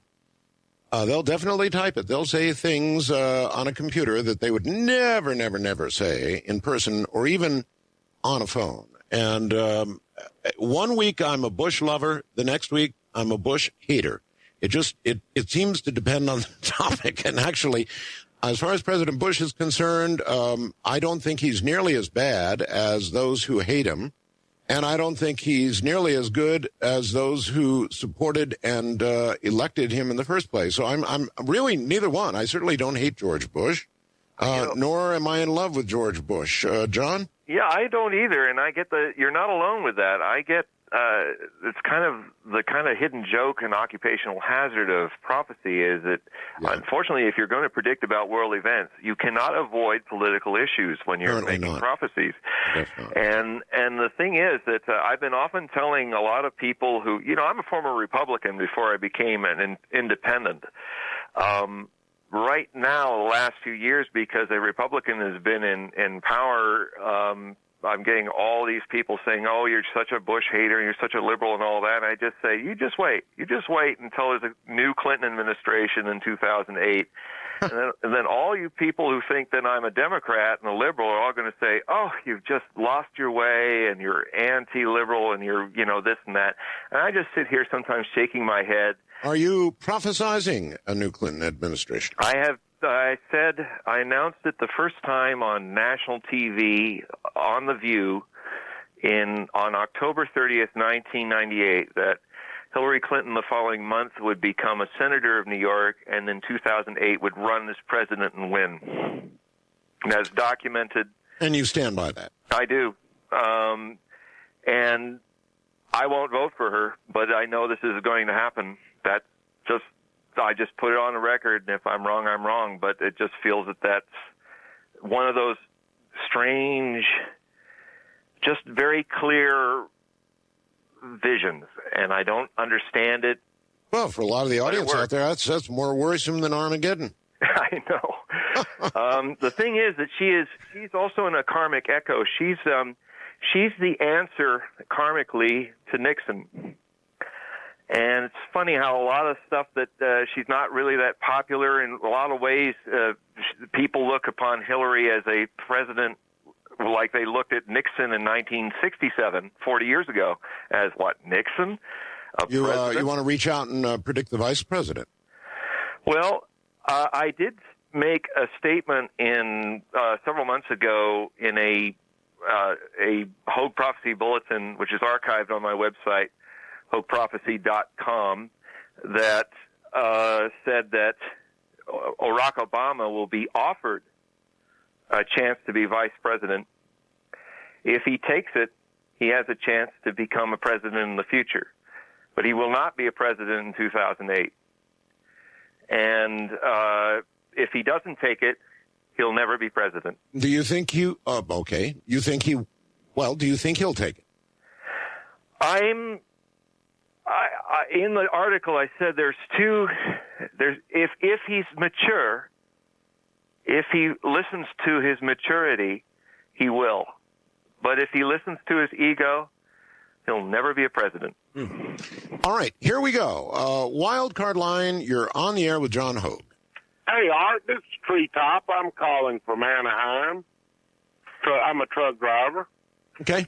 I hope he's wrong about the Hillary prediction. I told you they'd win more. Well, vote for Greenberg for me. Anyway, go ahead. Anyway, I heard a while back on the show, I forget who the guest was, it may have been the guest tonight, he talking about Iran had these Soviet missiles that they could annihilate our Navy. These missiles could be launched from Iran. Yes. And they travel erratically, and there's no way we could stop them before they got to our fleet. I just wanted to ask about that. Yeah, well, well, you have done so, and yes, it was referred to. John, go ahead, John. Yeah, there are they're called the codename NATO names, the Sunburn and the Mosquito, and they're about 25 feet long, large missile, like a cruise missile, that Iran started buying them around 2001. They also started buying a slightly smaller but faster carrier-oriented targeting missile called the Yakons. It's so new it doesn't even have a NATO designation yet. And, you know, in the case of the Mosquito, it can travel 200 miles in less than 2 minutes. And it does do it at its terminal velocity as a countermeasure to ram rotating missile defense systems that have been the new system, along with the Sea Sparrow, that are kind of superseding the Gatling guns called the Phalanx series. And you're saying the Phalanx or the... These missiles are actually, these new Russian missiles can not only move in their terminal velocity into wild maneuvers at Mach 2, but they might actually even confuse the RAM batteries of anti-missiles that are usually used to shoot them down by U.S. ships. And the Gatling guns that a lot of people have probably seen on TV, they're affectionately called R2-D2 because they look like the domed robot. They do, yeah. Yeah. They shoot something like 4,000 DU depleted uranium rounds a minute if they were let loose to do so. And they usually can shoot down something coming within the envelope of 5 miles. So it's pretty dramatic. But these other missiles, these rotating missiles that are shot in batteries of 4 are also very good at knocking down missiles. But again, it's a question of, in theory, when it's all we have, nobody's actually gone to war with swarm missile attacks. In theory, probably could shoot them down, but the whole idea is they've got a whole lot of them, these missiles, and they also can launch them from their submarine. Iran has also been stockpiling a new mine that sits at the bottom of the ocean and then is triggered by a rocket to shoot up at 70 miles an hour to break the keel of a carrier from the bottom of the sea. These systems are born out of a superpower that lost the Cold War. You know, one of the curses of winning is that you think your old think doesn't need to be changed because you won a war. It makes sense. Why should I change my thinking? And that's kind of the strange curse of winning, is that you don't adapt. Whereas if you lose, like the Soviet Union did, the survivors of that started creating instruments to counter the victorious strategies of the Americans in ways that the American military is not really compensated for or adapted to. And unfortunately, we have one of those situations where we may get a very shocking surprise. Well, there's no question. The Soviet arsenals opened up and went around the world. I mean, there's simply no question about it. John in Seattle, you're on with John Hogue. Hello. Hello. My name is John. Right. And I wanted to ask Mr. Hogue, and this has nothing to do with international events per se. It's something to do personally with me, where I was contacted last winter by an intermediary between the last lineage of the Nostradamus family and me personally, being that I was a part of a group of 1,350 people to receive a piece of a meteorite or a comet that came down in the year 1566. And we are apparently a chosen group of people to go through the very turbulent times ahead. And what I want to ask Mr. Hogue, is this falsehood or is it truth? It's false. Nostradamus' family died out in the 1700s. So there's no relations. People who say they're related to the Nostradamus family at this stage are a couple hundred years removed from the bloodline dying out. Mark in Florence, Oregon. Your turn with John Hogue. Good evening, Art and John. Hi. Hi. I'm listening to you, Art, I believe, on 3 different channels, but one of them's out of Reno. I believe it's KOH. And KOH, yes. I'll name that one off, too. That's closest to you. Okay. Art, thank you both, you and John, for the excellence in broadcast. I mean, not a dull moment tonight. This has just been a fantastic, I've never heard a better show, a more relevant show. I've got just a short statement to preface 2 quick questions. And, John, you had mentioned policy protocol documents involving Cheney and Rumsfeld circa 1992. Yes. About 5 years later, these 2 were also highly involved with the think tank, which wrote the Project for a New American Century document. Yes, I quote that as well in my book. Yes, sir. It also explicitly calls for the invasion of Iran as well as Iraq, Syria, and Lebanon. It would certainly seem likely that sooner rather than later there would be a massive and united retaliation and preemptive war, possibly directly against the United States. In light of this possible, if not probable, scenario of this country's near future history, my first question is, John, have you heard of a fellow prophet named Dmitri Duduman? No, I haven't. Yes, he was severely tortured for smuggling Bibles across the Iron Curtain. Oh, is he Ukrainian? Is he Ukrainian? I believe right in that area of the country. Yes, I know who you're speaking of, yes. Yeah, he's referred to as a smuggler also in certain circles. And he, after a year's torture, after he got caught smuggling Bibles across the Iron Curtain, he came to the United States and began having what he described as visits from the Archangel Gabriel. And in one vision that he was shown, the Archangel Gabriel took him above the earth and showed him the part of it that the United States lied upon. And he saw a nuclear, first he saw radio towers, and the signal stopped in the radio towers, and he took that symbolically to mean all communications. And then he saw nuclear clouds on various parts of the continent, or the United States here. And also I've always understood that George Washington had this same vision and wrote about it in his memoirs. And I wanted to ask you if you've seen anything that could be possibly interpreted, I know you're such an expert on Nostradamus, as far as the United States coming under a massive destruction sometime in the future. And God bless you both, and thank you for your great humanitarian service, both you guys. Y'all are just great, Art and John. Thank you. Okay, Mark, thank you very much. Anything indicating our total destruction? Well, yes, but as a threat that can be averted if it is heeded. And it's been something we've talked about even back in 1994, that the clash between what are called in Nostradamus the Aquilinaires, this basically that means 2 northern nations that have eagles as their symbol. That was not relevant during the Cold War because Russia did not have an eagle as a symbol, but a hammer and sickle and a red flag.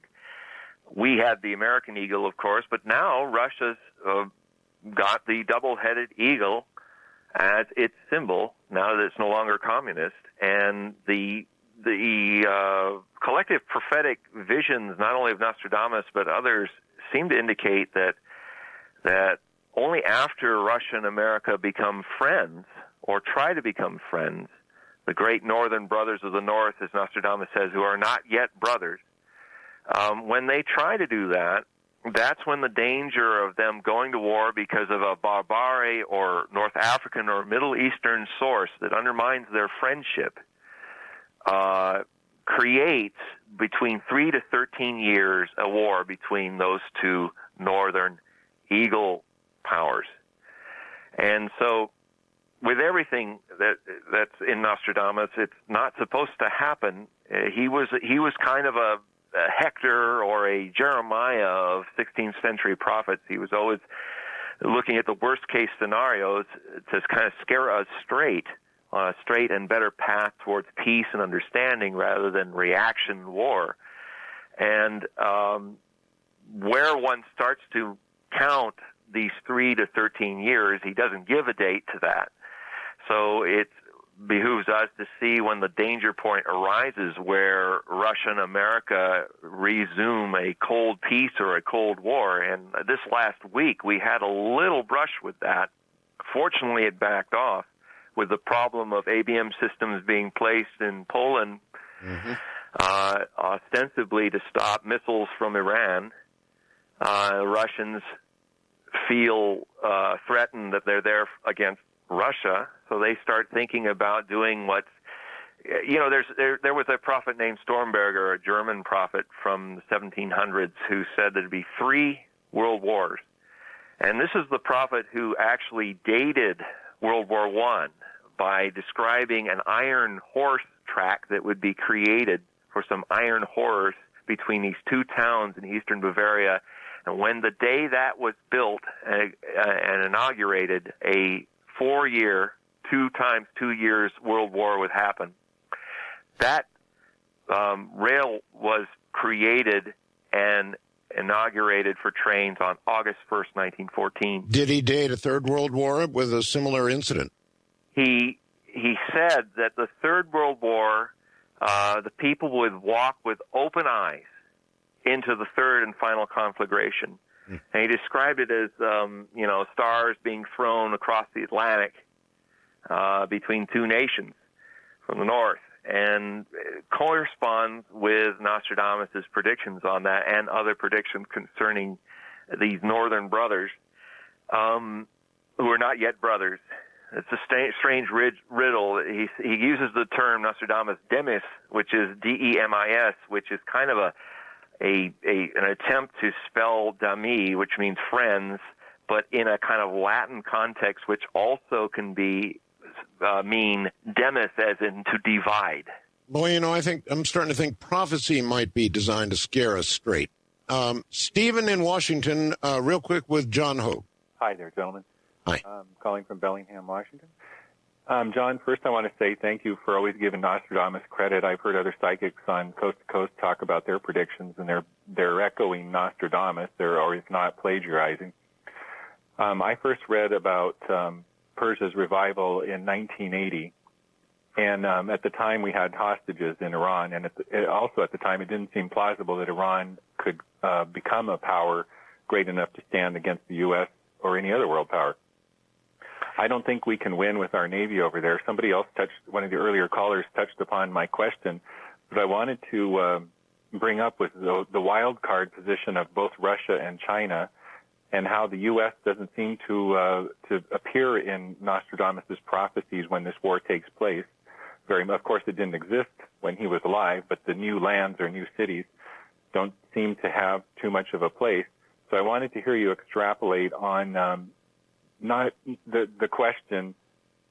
I feel shouldn't be, does Iran have the bomb?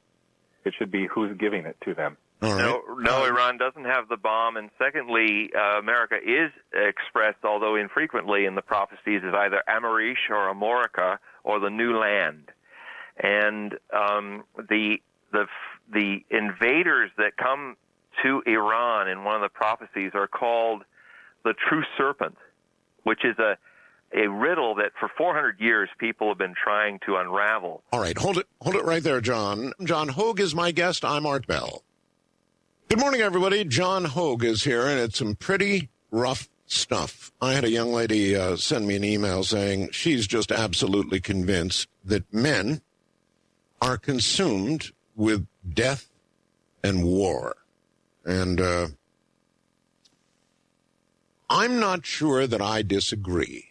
It may be our karma to again and again and again kill each other over, I guess, everything. Land, water, politics, religion. That's us. I wonder if we'll ever change. John Hogue will be right back. Just sitting here thinking a little bit about the prospect of God, theirs or ours, both gods, God, the God, telling leaders on both sides to go after each other. John? Yes, well, this is, in a nutshell, that's the danger point of the coming few months. That's exactly what's underpinning a potential war, And then both sides believe that they will come out of this test of the final battle victorious and relatively unscathed, and the enemy will be annihilated. Now, when both sides deep down hold that faithful belief, it becomes a fateful reality that both destroy each other. Yeah, it hit me that in a nutshell, that's what we were talking about. Tom in Arizona, you're on with John Hogue. Good morning, Art. Long time no talk. Tom over here in Mesa, Arizona, 550 KFYI. I was wondering if Mr. Hogue and the Nostradamus prophecies or any of his insight has any foresight into the current immigration reform proposals or the Security and Prosperity Pact they want to shove at us. And I'll listen on my radio. Okay. Well, no, there's not really anything in Nostradamus. There may be a misreading Nostradamus made about the future of Europe being invaded by Islam that may actually be a misinterpretation of visions. I mean, if you're in 1555 and Islam is a mortal enemy of a struggling Christendom, and you see in your vision a future Paris with mosques in it, you might misinterpret that to mean that it is now occupied. But I think he misinterpreted what he saw, and it's just the fact that there are many legal aliens and illegal aliens in Europe that are coming in from the Islamic world and setting down roots in bastions of former Christendom. All right. Now there's something I wanted to finish from before the ad. It's a real remarkable thing that I think might have a solution. It's a riddle. Anybody who's read Nostradamus over the last 400 years has been trying to figure out who this true serpent who will invade Persia or Iran is.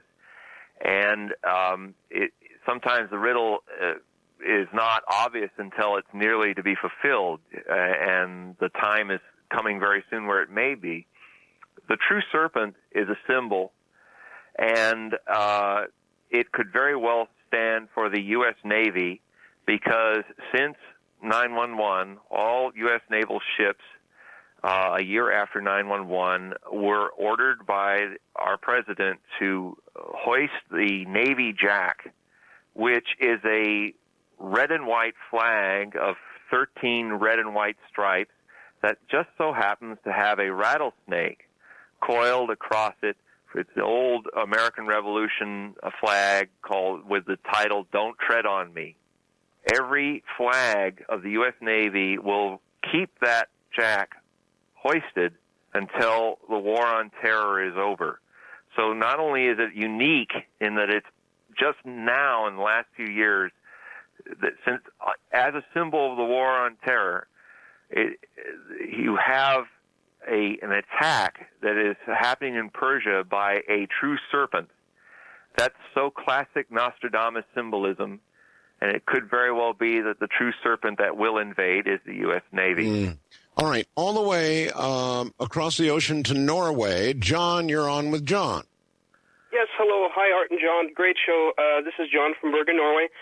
Regarding a potential upcoming war between Iran and the West, does Norway or Europe play any specific role in this conflict, according to Nostradamus? Well, I think it's unavoidable in a war that will disrupt the main source of oil for the developed nations, including Europe, is going to pull Europe into it. There are also a number of NATO naval units in the eastern Mediterranean that are now blockading Hezbollah imports into Lebanon, which may take be directly involved in this war. I think ultimately Europe will be pulled in, or hopefully Europe can be a go-between to prevent this war from happening. All right. What? Anything else, John? Nope, that's it. Thank you for a great show. Enjoy listening to you, Art. Thank you very much. All right. Well, here's another question for you. If the oil supplies are cut of the Middle East, it's not just Europe and the Americas that would suffer. China is very, very dependent on Middle East oil as well. Yes, Iran's oil specifically. And in my book, I talk about the kind of the red herring in prophecy of all the scenarios that could happen. This war might be, to use a pun, put dead in the water by something I call the money weapon. You know, and China's involved with it because China's main importer of oil is from Iran. And if Iran is being bombed, China may very well demand, we might see the first economic weaponry used in modern warfare where China says, stop bombing our major client or we'll demand that you pay off your $500 billion debt. Of course, America could then say, then we will demand your yuan, your currency, to be valued at its real value. And it doesn't actually have to go beyond threats. The U.S. dollar would plummet, and that may be enough to stop a war. The other thing, too, is that there's another reason why war happened to Iraq and may happen to Iran. One thing Saddam Hussein and Ahmadinejad both share is a desire to get off the U.S. dollar for petrol money system. They want to go to the euro and devalue the U.S. dollar, undermine America economically. That is one of the major reasons why Iraq was overthrown, and that is why Iran is next, because of who controls the money system that controls the oil will control the global economy. So it is a definite direct shot across the U.S. bow by Iran, as it was with Saddam Hussein, who was the first one to foment this idea when he was being paid for sanctions for his oil. He didn't want to be paid in U.S. dollars anymore. Now, the other factor in this is Russia, which is in this strange win-win situation, whatever happens. If the oil is disrupted in the Middle East, the only stable source of oil for the world will be Russia. If the prices go through the roof, Russia will make immense profits by supplying the world with oil, and Russia will gain a political power to say, look, if you stop this war with Iran, we will give you a bargain-based price, America, for the oil you must have. The hand that rocks the oil pump rules the world. Yes, and when you add the fact that Ahmadinejad has very carefully gone around with Chinese leaders, has visited Venezuela and had long sessions with Hugo Chavez of Venezuela, you know that it's possible that with the disruption of the Strait of Hormuz and the cutoff of flow of oil, and add the 16% that we get from Venezuela being cut off, you've got nearly half the U.S. daily consumption needs of oil cut off. You've got a war. Jeff in St. Louis, Missouri, you're on with John Hogue. Pleasure to speak with both of you guys this morning. First, one quick thing, Art. If you thought your Sopranos was bad, you should have caught Jericho's finale. Okay. If you ever watch that show, you know what I'm talking about, the finale I'm talking about.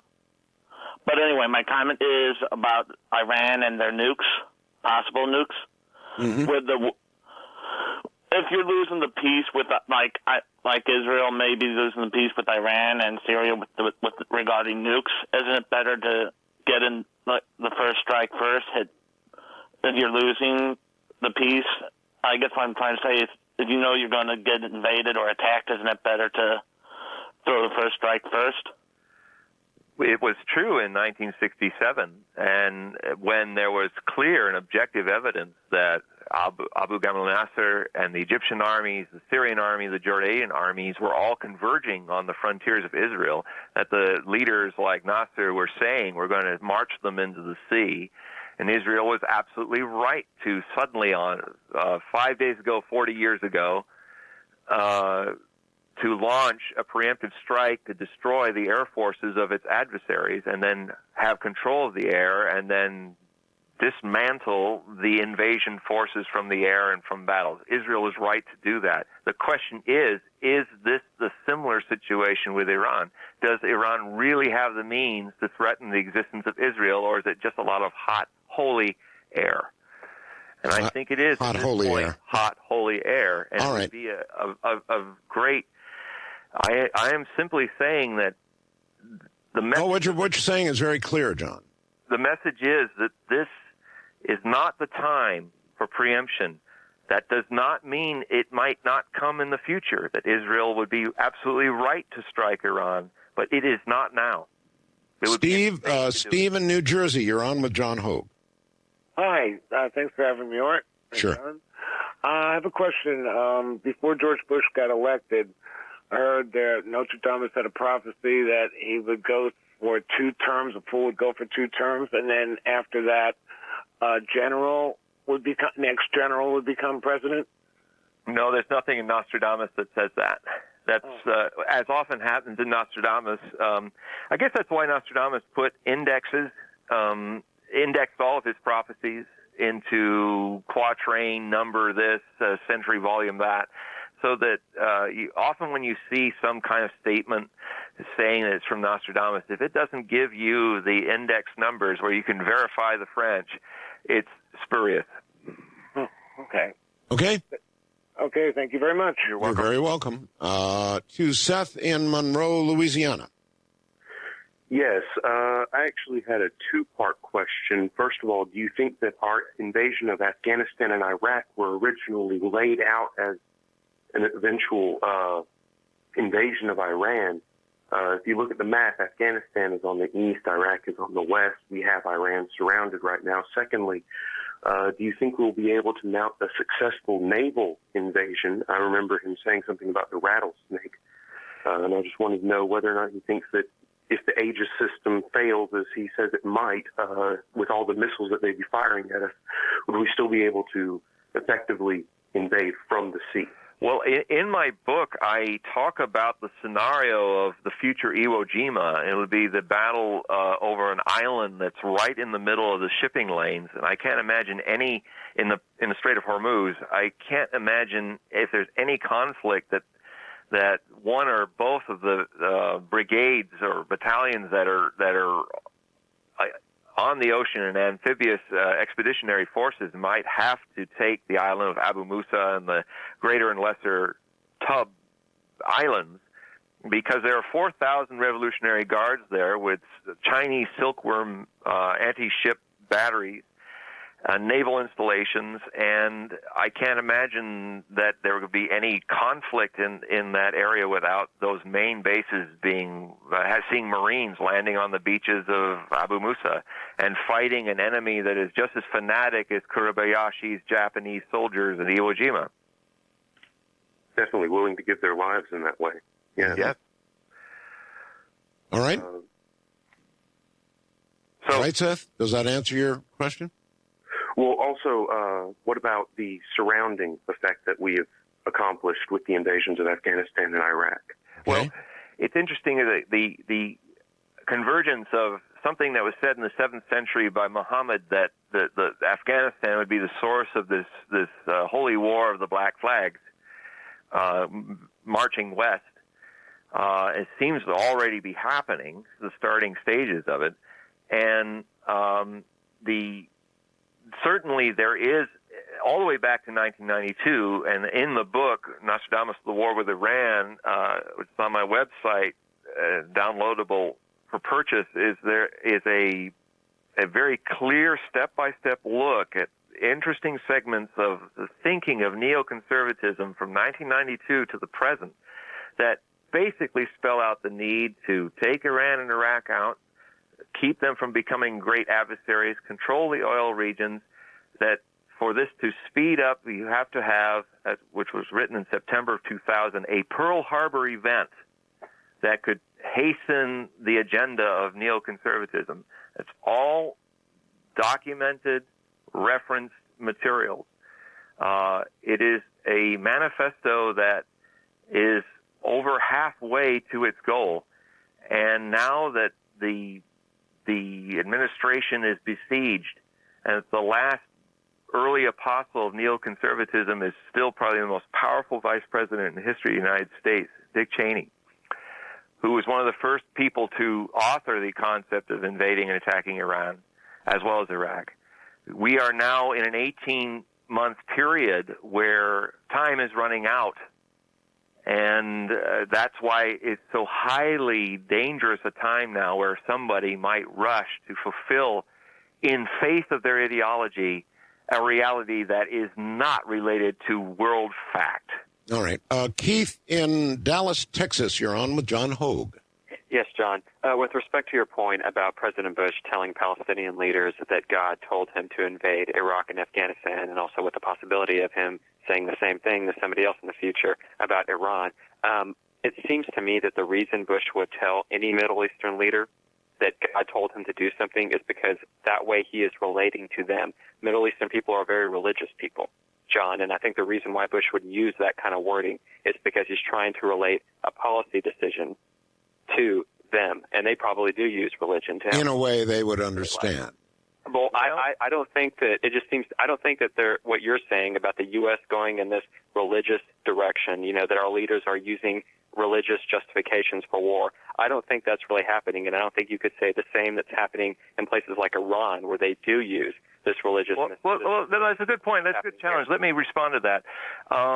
Back in my book Messiahs, which I published in 1999, which I quoted in this new book, I have the following passage concerning Pat Robertson and his plan, rather the closest thing to a theocratic intention that I've ever seen from an American context. And I said, Robertson urged the American Christians to elect anybody, quote, in office at any level, to fill the school boards, dominate the 50 state legislators, to take control of city councilships, mayoral and state government offices, and pick upstanding and fundamentalist candidates for right up to the Capitol, right up to the legislation and the presidency. It is a fact that the Bush administration sought graduates from the Regent's University, which is Pat Robertson's university, which has said that it wants to create a Christian, quote-unquote, leadership to change the world. This is the motto of the Regent University of Pat Robertson. There are 150 graduates from that college that are in the Oval Office serving the Bush administration. Yeah, but I don't think George Bush is one of them. And I would tend to agree with the caller that he might say that for that reason. I honestly don't think that President Bush would certainly say that for U.S. consumption. I can imagine he might say that to a Palestinian leader so that it is better understood. Well, here's another thing. Here's another way you can look at it. He felt more at ease to say his heart to a Palestinian, knowing full well, because Mr. Bush. You can look at it that way. Listen, we're out of time, John. Your book, which I'm sure many will be interested in now, is an ebook on your website, right? Yes, at HogueProphecy.com. That's HOGUEPROPHECY. .com.